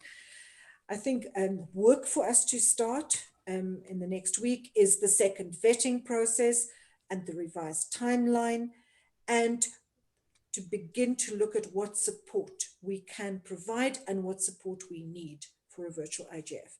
But we can't deal with all of that today. So I think on that, I'd like to close this plenary. I don't want to close it with people feeling anxious about the 86. I think feel positive about the fact that there are 86 good sessions that have been approved. If the number turns out to be too big, and it might, we'll find a creative and constructive way of dealing with that. So we don't have time for a break, but thanks very much, everyone. This is a huge chunk of work that you have just completed. So feel good about it, celebrate. Hi, Andrea. Sorry. Can I come in? Yes, go ahead. Sorry, I've been trying to get to the queue, but because of internet issues, it's just flipping, so it's not loading. Thank you for giving me the floor, Chair. I just wanted to give my opinion regarding the whole matter of the 86 workshops. I believe the 86 workshop is okay for me, and that we can or should be able to accommodate that. But we have to really clarify on a few things, that is regarding stretching the workshop, the meeting days we haven't really talked about, or we haven't really considered coming to a conclusion if we are doing more than 4 days as the physical meeting, or we're stretching it to 2 weeks or more than that. I think if we have a conclusion on that, that will also be very it will be very essential in this case to really know how to accommodate all of this, or if we have more workshops that we want to accommodate. And the other point is also to try to reach out to the organizers to make sure all of them are able to adapt to the virtual meeting, as their prior initiative was to do it physically. So it's important to know, so that at the end of the day, we would know if some might be able to adapt to it, or if there might be dropouts. But in all the case, there should be a backup that is like to have a, I think I've seen Jennifer mention that in the chat, that there can be a waiting list if there are dropouts of session organizers that feel they cannot adapt to the virtual meeting. So these are a few of the points that I wanted us to really look and put into consideration. But for me, the 86 workshop is quite okay, and then we should be able to accommodate that. Thank you. Thanks, Adama. It's good. I'm glad that that some people feel comfortable with the number, and I recognize that some people don't. I think that, my sense is that there's some anxiety. So what I want to do now, just to help us cope with that, is to ask for volunteers. I know you've all worked hard, and I know the workshop process working group has worked incredibly hard. But can I ask people that want to work on this vetting process about how we're going to communicate to proposers, that we want them to tell us how they're going to run their session virtually, and also beginning to try and establish what type of support we need to provide to them. Can I ask people that are willing to work on this to just put their names in the chat, and then Secretariat can note that down, and then maybe that will give us a little bit of a reassurance that there will be some amongst us who begin to apply their minds and time and energy to what is clearly a concern for us. So people that would like to, that are willing to volunteer to work on second round vetting and establishing, what support we need to give workshops. This is about workshops, not about virtual IGF as a whole. This is specifically about workshops. Please put your names in the chat. Great. Okay, you can carry on doing that, and I am now going to close the session on workshops and congratulate the MAG IGF 2020 for your work. So well done, everyone, and it's actually been very impressive. So we can't have a break. We've gone on too late. I'm really sorry. So now we are going to discuss main sessions. I know we're not going to be able to take the issue of the virtual IGF away from our thinking, and that's good. We can consider that. So we are going to continue until 3:30 UTC. So we do need to be efficient in our time. The purpose of this session is to look at which main session ideas are already on the table, to come up with new ones, to look at what we can and can't do, and also to begin to look at how we want to approach the introductory and concluding sessions. And we're going to have some discussion in plenary. Secretariat will put a slide up for us, but then you're going to break out, and you'll be able to have this discussion in new breakout groups and in time zones that are hopefully not too tough for you. So, but let's just look at where we are now, what we are starting with. So Secretariat, if you can just put that slide that you've prepared up for us, please. This slide summarizes what's come out of the open consultation discussion and what has emerged from the MAG thus far this year. Previous discussions, as well as the suggestions from the data track for one of their workshops to be converted to a main session. So let's just hang on a sec. Louise, are you looking for it? Harriet, yes. It should be here. Update on the state of preparations. It's the slide that Shanghai prepared. Yes, yes, yes. It should be here. Have you got it? It's we prepared it this morning. Yes, and it was uploaded, so it's strange. Give me one moment, please. I'm going to put it. I'm sure everyone needs to. If people need to take a short little bathroom break.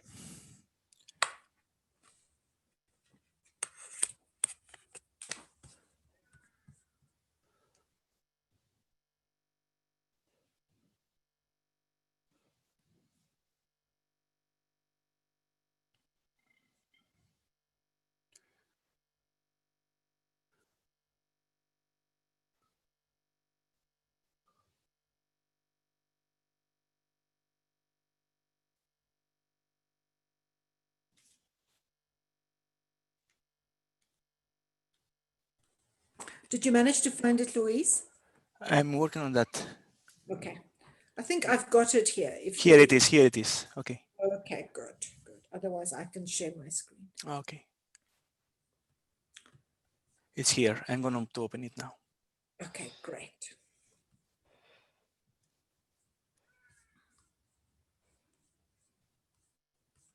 Okay. It should be this one. That's it.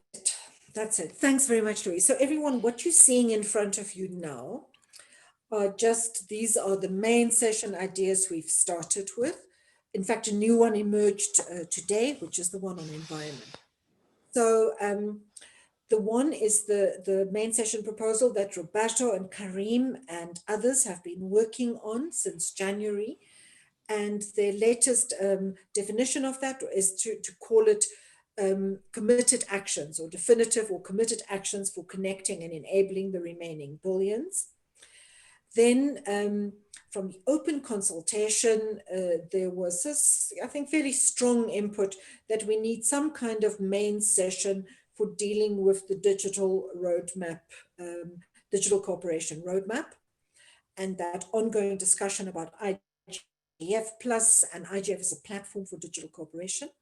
Then there was a proposal to look at emerging issues, and that came from ISOC, particularly in the light of their sort of internet way of networking, different ways of approaching new and emerging issues.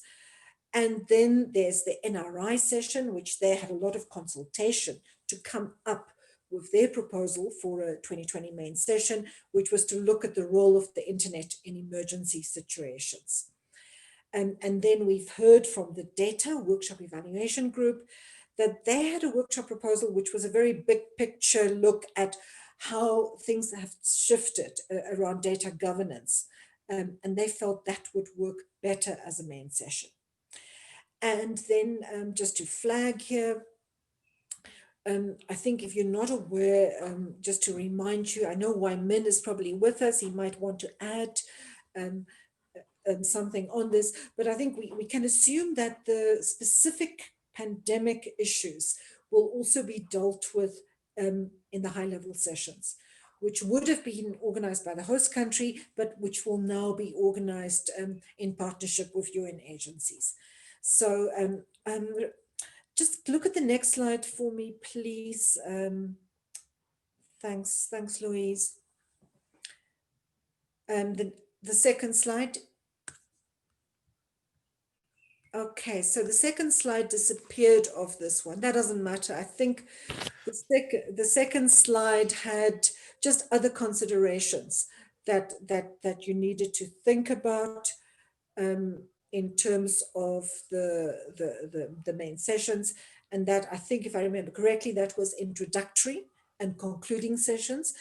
You did that last year. And I think the feedback was very positive, that having these thematic introductory and concluding sessions worked very well.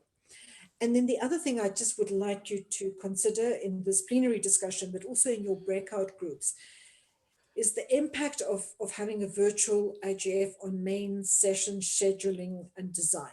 Just for example, we want to make sure that main sessions don't clash, or that they are not in time zones that are completely inaccessible to large numbers of people. So you don't have to go into that in too much detail now, because we still have to look at design, but just to put that on the table. So on that, I'm opening the floor for general discussion and input. And Luis, you can go back to the first slide, please.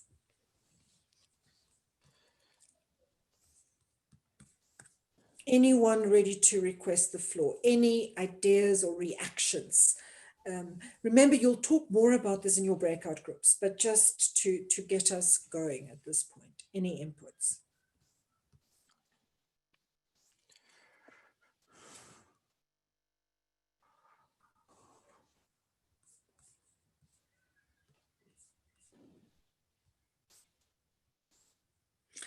Yuta is asking if this slide is available. Yes, it's in the repository. And I'm sure that Louise will make sure that you can all see it, Yuta. Sylvia, you have the floor. Thank you, Henriette. I think that having main sessions associated with the work of the tracks is very important. I can see on the proposal from Roberto and Karim that is associated with the inclusion track. So it would be really good to add that note or that information on the slide that you have there, or information for the MAG members to discuss during the breakouts. The same with the one from data, for example. So that means that there are a couple of sessions that are already in the same spirit of the conversation we had earlier around the environment track, to have those sessions. The organization of a main session is pretty full on, because it has to have high level speakers, and that is a challenge. So it is important to be open to the input of more MAG members to assist in that process, and that is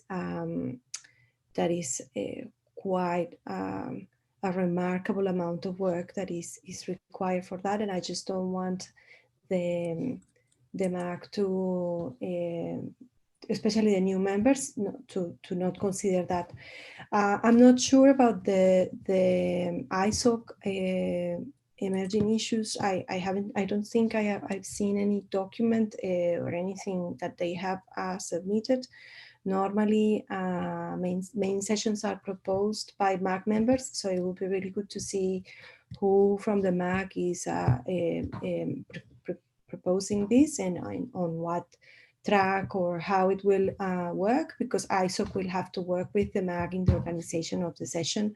I don't think it will work if as a main session, if ISOC is not consultative with the MAG in the design of that main session. And in terms of the introductory and concluding sessions, I think that one of the advantages of having it happening online is that there will be more work on the preparatory part. So it will be probably a lot easier to get recordings and the pitch that we did last year for what different topics were going to be covered in different sessions, to be able to structure shorter sessions of it was an hour, I think, last year. So it's kind of like a very packed and short session. And on the little draft that I shared earlier today, one of the proposals that I was thinking was that those sessions could be repeated in different time zones if we go with the idea of the 24 hours. So the introductory and the concluding bits are common no matter where you are. So that link, let's say, to pitch for sessions and to be able to gather the key messages gives you that time, and then having a chance a little bit more time to come up with the reporting and the key messages that last year poor Wim and Wyman were chasing us for the safety stability, the SSSR track. It was very difficult to collect everything and give them to them on time. So being online, a lot of the documentation, the preparatory work will be easier to organize. And I think those sessions are very important, and they need also MAG volunteers to host them and manage. Well, by host them, I mean organize them, not the technical part. So to convene them and organize them and think about them. So we had some guidelines done last year, and there are some things that could be improved, but they were very, they are a lot of work. So yeah, thanks. Thanks, Sylvia. Just to give you clarification, yes, main sessions are organized by MAG, but I think it's not unusual for in the open consultation process for proposals for main sessions to be made. ISOC made this proposal in their input, the pre-recorded input that they provided to the open consultation. And in fact, I mean, I can't remember it in detail now, but it's not just about emerging issues. It might be, you know, one might be able to integrate that with some other main session. It's just that I think it's important for the MAG to look at the proposals that were received and to consider whether you can accommodate them in some way or other. So that was, I think it was in the Konstantinos's video input that proposal was made. Okay. We have Ananda, Ben, Jutta, and Timea. Ananda, you go ahead. Thank you, Madam Chair. This is Ananda Raj Khanal, government stakeholder, MAG member from Nepal. So out of these 5 suggested possible main sessions, I think the first one, the definitive committed actions for connecting and enabling the remaining billions, this issue has been greatly accepted by most of the countries in the world through different, UN agencies like ITU and other agencies. It has already come in terms of different ITU resolutions. So I don't think that it requires further discussions in the Internet Governance Forum as a main session. So yes, digital cooperation and the Secretary General's report on the roadmap for digital cooperation is a very timely topic that should be discussed as a main session. Emerging issues related to internet governance is quite acceptable. A role of the internet in emergency situation, though, has been widely discussed. There are reports from ITU, but special focus on the pandemic could be an interesting topic to be discussed. And yes, of course, the workshop session 229 has been accepted by most of the members for the main session. Besides that, it is my strong feeling that at least there should be, some kind of overview of the 4 main tracks in the main session that covers the entire gamut of issues that will be discussed through different forums like workshop or NRIs or BPFs and all those things.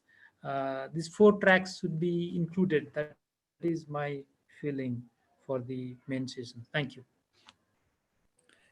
Yes, I think particularly if there are many workshops, it's really important that they feed into the tracks, into giving participants a sense of these are the themes and this is what's, what went into those themes and what's coming out of them.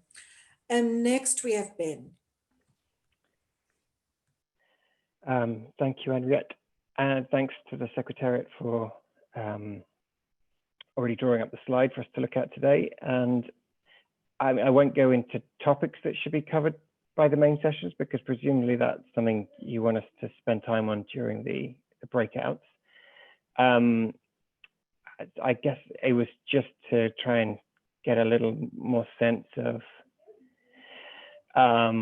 what we're looking to achieve. So specifically, the number of sessions I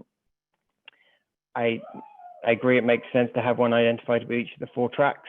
I already supported the idea of having some kind of session on the IGF plus elements of the roadmap. I wonder whether there are now guaranteed slots for NRIs and DCs. I know that's something that's evolved over the last couple of years. So do we make sure, I guess this all kind of feeds in, is there a number that we're aiming towards? Is it 10, is it 8? And are some of those slots already taken up, for example, by NRIs, DCs, the agreement to already have a main session on that inclusion topic that Roberto and Karima proposed. So it might be that we've got a limited number of slots to fill. So that was kind of part of the question. Another thing, and maybe you want us to discuss this, but the length of the main sessions has varied over the last few years, and I think we got a bit like a 3 bears and Goldilocks situation, because 3 years ago they were 3 hours long and that was felt too long. 2 years ago it was a compressed schedule, so they were 90 minutes, 80 minutes long, and that was felt too short. Last year they were 2 hours long and that felt just about right.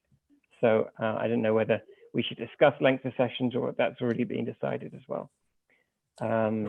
Yeah, so they're partly questions for clarification and guidance on what you want us to focus on in the breakout sessions. Thank you.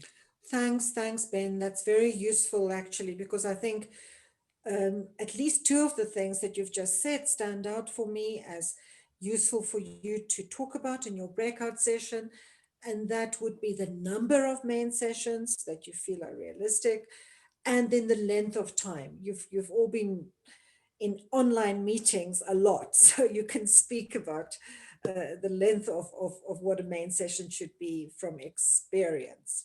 We know that main sessions are tough in the IGF. They don't always work well. So that's all very useful. And yes, please do pick up on those things in your breakout groups. On the NRI, the status of the NRI session, Shengatai, can you just update us on that? My understanding is that I know that there has been some dissent around that in some years, but it has become a standard part of the IGF. That's my understanding, that there is an NRI main session. Shengatai, can you just reflect on that, please? Yes, exactly. I mean, the NRIs have become a very large part of the IGF intersessional process, so to speak. And over the last 4 years, they have had a main session. Yes, it is true that not all MAG members have always been 100% in agreement that they should have a main session. But the ones that I have attended, I think I've attended all of them, in fact, have been very well attended. And also it's just one of those ways of integrating the NRIs into the main global IGF, which we've been asked to do through various resolutions and recommendations. Yeah, that's my understanding as well. I know that there's still some issues around that, but I think that that doesn't mean MAG can't give creative input into how those sessions are managed. But I do think it has become a mechanism that is used to help integrate the NRIs with the global IGF. Jutta. Yes, thank you, Henriette, for giving me the floor. Jutta Kroll, MAG member in my 3rd year for civil society. I'm from Germany. First of all, I'm speaking in my capacity as a co-facilitator for the Dynamic Coalitions, and I wanted to add to the list the main session proposal that the Dynamic Coalitions already issued during open consultations with our presentation. Dynamic Coalitions are working on that main session proposal led by Shivas, and I hope that in the next MAG meeting or MAG call, Dynamic Coalitions will be able to present that. I also think that given the fact that we have now a list of 86 workshops in 4 different tracks, but still I do think not all MAG members have had the opportunity to have a look at all those workshop proposals that are now provisionally accepted in the tracks that they have not been working on. So I just managed to assess my 50 and then the other 49 in the second trust or first trust group. But I have not had the time yet to look at the proposals in inclusion, data and environment. But given the fact that we want to have main sessions related to these 4 tracks, we need to identify how this gets together with the overview on these proposals accepted for the tracks on the one hand, and then what would be a good complementary theme to be addressed in the main session in the respective track. And then we also need an overview on all the 4 tracks and the main sessions that come together there, right? See a bit, maybe it's an overfocus initiated by the current situation of the pandemic, but we have lots of workshop proposals and we have also suggestions from main sessions that are dealing with the pandemic and the outcomes. I do think we need to bring that together, not to be redundant in the main session issues. And so therefore, I do think if we could, of course, we will have our breakout sessions and we will continue discussion tomorrow. But I do think we still need some time, maybe till our next meeting takes place. Jennifer has already suggested that it's a bit more than the 2 hours that we usually do.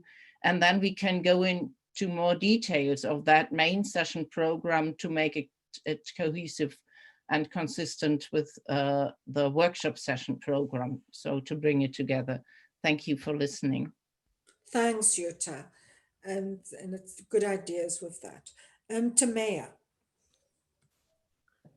Thank you. And I realized that much of what I wanted to say was already been said, so I will try to be very, very brief. But I just wanted to quickly raise a couple of procedural questions. I don't know if that's to the chair or to the group or to the secretariat, but I'm a bit unclear on the process we will be following to select main sessions. What does a proposal constitute? Are we throwing out ideas in the next hour? Are we just consulting this? Are these proposals already taken on board as viable options for the MAC to consider? Because they all come through very different inputs. Some have been suggested a year ago, some have been suggested as a title, some have been suggested just now for us to lift up from workshops that I don't think we've done before. We don't know if the workshop proponent would be okay with handing over their idea to the MAC to run with it. So I'm just trying to understand what is the right way for us to approach these topics. What can we take on board? How much can we add to this? Couple of guidelines on that would be very helpful. And then, of course, just want to echo what Jutta just said and Jennifer said before and others, that we need to think about this in relation to the rest of it. And what is a main session? What is an intro session? What is a highlight? I think we need to think about those as well. Also in terms of numbers, but also in terms of just cohesion of the program. Thank you. Thanks, Tamaya. And I'll try and clarify as much as I can. Natasha. Hello, everyone. Natasha Glover from Croatia, representing government stakeholder group, third year in MAG. I just wanted to clarify on think about the opening and closing plenary sessions of the conference. Do we have any information about that part of the program, or is it something that we should provide as suggestion? Is it something that we should discuss in our breakout sessions in the today or tomorrow? So that would be my question. Thanks, Natasha. Thanks for asking that. That's really important, actually. And I don't see anyone else requesting the floor. Is that, I see the little No one else. And no one else. Okay, so we need to now prepare for the breakout session. So in fact, it's very helpful to have this input, and I'll try and, to the best of my ability, help with giving you some guidelines. And of course, you as your groups, you have flexibility. You can raise different issues. So I think firstly, in terms of number, I think, you know, you obviously can't come up with it's difficult to address number when you don't know what the overall design is going to be like. But on the other hand, you all know the IGF, and you know that, or most of you have been at an IGF. And so what is your gut feel about what is a limit? You know, we know from experience that too many main sessions don't work, but we also now have a slightly different format. So just to keep that in mind. But yes, if each group can just talk a little bit about what you would feel comfortable with in terms of a number of sessions. And now next, I want to come to introductory and concluding sessions. You know, are they main sessions, or are they going to be different? So just to think about how you want to handle them. Sylvia has already made some suggestions. So I think that's the other thing, just to look at the introductory and concluding sessions and how you think we can approach them in the light of the fact that we have these 4 themes and that we have a virtual IGF. Then other topics, considering, you know, other topics for main sessions. We have the topics that emerged from the open consultation, which is the roadmap topic and the COVID-19 topic, and the ISOC proposal for looking at emerging approaches to policymaking. And you're going to have to go and look at their proposal, or someone would, or maybe we can send you a summary. But you don't have to be exhausted. I think just look at those other topics. You've got the topic that was proposed by the MAG, the one on committed actions for connecting and enabling the remaining billions. Think about that. Maybe that fits with inclusion. I don't know. You know, you need to decide how to deal with that. And then you have the data sessions proposal, and maybe it would be helpful for you know, for everyone to just have a look at, or at 229, at workshop 229, or Maria Paz, if you want to say why you think your Chennai, if you want to explain why you think it would be good. And then we had the proposal from today, which is to look at environment. And now again, would that be part of the track proposal? So let me try and summarize. You want to look at number overall, what you feel is realistic, what you feel comfortable with. You want to look at topics, drawing on the tracks and on other topics that have been put on the table in one way or another. You want to take into account that the high-level sessions will focus on the pandemic, and you want to take into account that the NRI main session is going to focus on emerging situations. So, you know, so there are those to work with. And then finally, I think you also want to look at the dynamic coalition proposal, which we don't have in detail yet, but keep that in mind.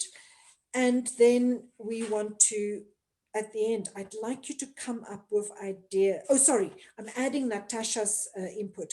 Talk about opening and closing sessions. How would you like to see this happening? It might be very nice to have for a virtual IGF, to have a opening plenary and a closing plenary. So think about that. We want to give people a sense of being part of a big event. And then the last thing I'd like you to look at in your breakout groups is next steps. How should we go about this? You have experience from last year, all the old MAG members, where you worked in thematic groups to prepare the sessions.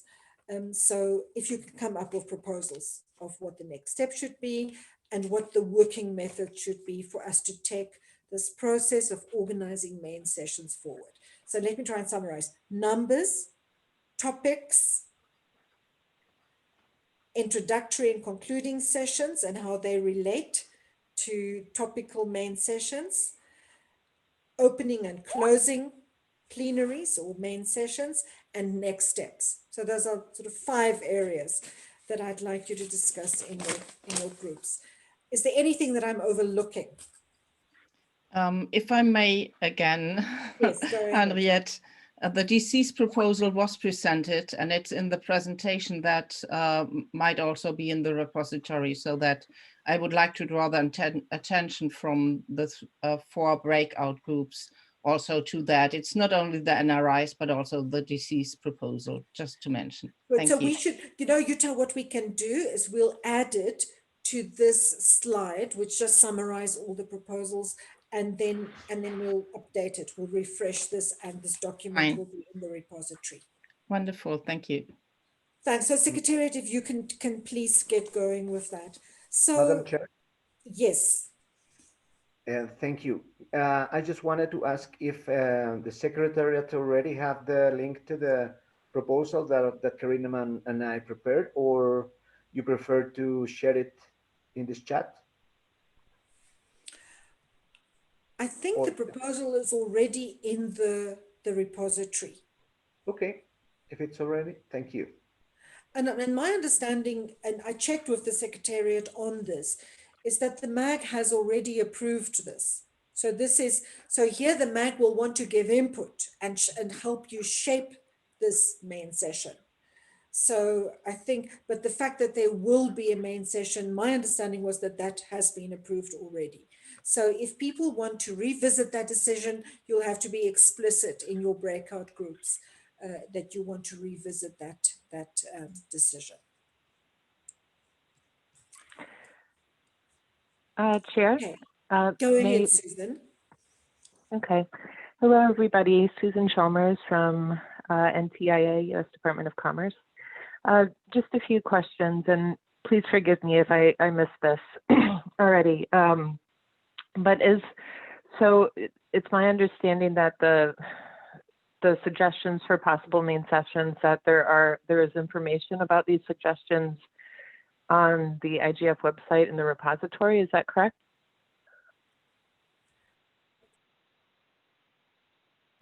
Susan, yes, it's being updated now, but there's a slide. The file name is, I can't really see, but it's called IGF 2020 Received Suggestions for Possible main sessions. Okay. Susan, since you're on the phone, we can send them to you via email to make it easier for you. Send to Susan, okay? and if there's anyone Thank you, else. Changatai. And Susan, that just summarizes the suggestions that came through the open consultation, the suggestions that the MAG raised, and then the NRI Dynamic Coalition, and the Data Workshop Evaluation Group have a proposal. And then the proposal for an implement one that came out of the discussion this morning. So that's all there is at the moment. Okay. But really be open-minded when you approach this. You don't have to, you can be creative about how you think. Okay. Thank you. And I have a follow-up question. I don't want to put too much distance between the lovely list that you just enumerated about main sessions and openings and closings. But relatedly, and again, please forgive me if this has already been addressed today. My question regards the high-level sessions. Given that we don't have a host country and the host country plays a role in those types of main sessions, the high-level sessions, should we be factoring that space into account at all when we're discussing main sessions, or are we just discussing main sessions without constraint at this point in terms of scheduling? I think it is worth taking it into account, but we have very little information at this point. And, you cannot take into account what you don't know yet in terms of scheduling. What we do know, and I want to invite Changatai or Wyman to if they are with us, Wyman, if you're with us, just to say a little bit more. But the idea is that it will be looking at internet governance, issues in the context of emergency situations. Wyman, are you still with us? Do you mind just giving the MAG a very quick initial update on what the thinking is about the high-level sessions? Or if you're not with us, Waimin, Shangatai, could you please? I'm not saying that you should plan around this, but I think it's useful for you to hear what UNDESA's thinking is at the moment. Great, thank you. Andrea, thanks, Susan. This is Waimin Kwok, UNDESA. I will just give a brief, and I also like Changatai to add on in case I miss out anything. Because and I must first say that this is still very much in a thinking process about how we can go about doing it. The high-level session, since the UN is the host, we also like to bring the UN agencies, but not only UN agencies, but also other IGO that include both intergovernmental and also non-intergovernmental. So that's one. And there's the other perspective is on COVID-19, which I know that there's been discussion on that already in looking at emergencies. But COVID-19 it can fall under emergency. But we all know that it will be so-called a new normal, or we are already in the new normal. So there are actually different work and different perspective by a number of international organizations. So that's one part involving UN agencies and other IGO. The other part that we like to bring in is also to some of these regional priorities or regional centric issues. For example, I think you know better than me that connectivity is a higher priority as compared to other regions. Not that it's not important in other regions. So likewise, security can be in some regions or some sub-regions. So we like to also to get the UN regional commissions and with other regional organizations like African Union in Africa, for example. Then another dimension to the high-level discussion is that we also like to see how we can give some enhanced role of visibility to the future host country. That include, of course, our colleagues in Poland, as well as in Ethiopia, because we have started discussion with them since earlier part of this year in planning for the IGF in Addis Ababa. Next year, of course, this is happening in 2022, and our future host Japan is also very much like to be on board. So we like to see how they can also be involved, or to be at least their priorities to be also be somehow to be reflected. But of course, it would not be just the host country. It is actually there has to be a global dimension to it. And we will see if it's appropriate to get also the past host country, the former host country, as part of the high-level session as well, especially in terms of attracting the high-level participants that include ministers and other prominent persons. I will stop here, and I ask Chingatai to add if I miss out anything. Thanks, Andrea. Okay. Yes, just adding to what Waimin has said, I think he's done a very comprehensive job in explaining. It's not just governments and the UN that we're thinking about for the high-level sessions. It's going to be multi-stakeholder. So we will be asking for the input from the other stakeholder groups. So we will be inviting as well the civil society leaders and also business leaders. So just to make that clear. The other thing for the opening and closing sessions, yes, the MAG can make suggestions, and they're welcome to make suggestions. That's good. But as the UN is the host, is playing the host, those are the opening and closing sessions are being facilitated by the UN as such. I hope that makes that clear. I think that's all, unless somebody's got any questions. Again, we will be developing this idea, fleshing this idea out more, and we'll be sharing it with the MAG. And we do intend to actually showcase the global nature of the IGF. So with the possibility of actually also getting our national and regional initiatives involved, and also the organizations internationally as well, with these high-level sessions, and coming up with basically a compendium of internet governance related issues on the COVID-19 crisis as such. Again, as I said, I won't say that much since we're still formulating the idea. Thanks, Wei Min, and thanks, Shanghai. So what I see is MAG members asking for input documents.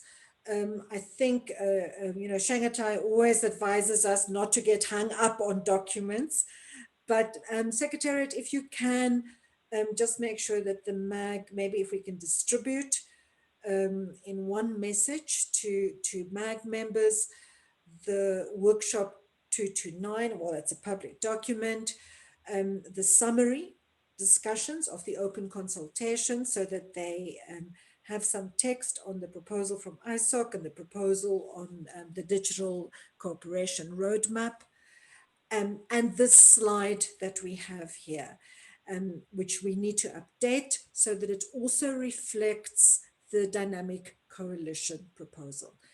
And then Karim and Roberto's proposal, which should be online. But Secretariat, I'm sorry to add this to your workload, but just to make it easier for the MAG members to have access to all the reference documents. So are there any other questions? Are we ready to break? I'm sure people are tired because we've been working without a break. And I see Titi saying, yes, please. Titi, is that for breaking or for something else? I'm just checking the chat. So on this note, I don't see any further requests for the floor. So I'm drawing this plenary to a close. I'm wishing everyone very well for your breakout groups. I'll send an email to the MAG list just with a reminder of what we would like to get out of these groups. But at the same time, don't feel pressured. If your discussion goes into a different direction, that's fine, as long as you report that back to us so that we can all benefit from that. You will go into your breakout sessions in your pre-assigned groups and time slots. And you need to get the Zoom details, which have been made available in various places. And that's the end of the second last day of the 2020 second MAG and open consultations. And just checking the agenda here. Tomorrow we start at 12:30 UTC. And we hopefully will have a relatively short session tomorrow. And I'm sure you're all exhausted, but we are nearly at the end of this marathon of meetings. So thanks again to all the groups and the facilitators and the rapporteurs, to the Secretariat, to the captioners, and to who might have left because we're running over time, and to everyone who's helped make this possible. Good luck with your groups and see you tomorrow. Thank you, Henriette. And thank you, everybody. Thank you, Henriette. Bye-bye. Thank you. See you soon. Thanks, Madam Chair. Ciao, ciao. Thank you, Madam Chair, and thank you all. Bye-bye. Thank you, Madam Chair. Thank you, Henriette, and thank you, everyone. Thank you, Madam Chair. Thanks, thank you all. everyone. Thank you, Madam Chair, and thank you, everyone. Thanks, everyone. Bye, and see you tomorrow. Thank you. Thank you, Madam Chair. Thank you, everyone.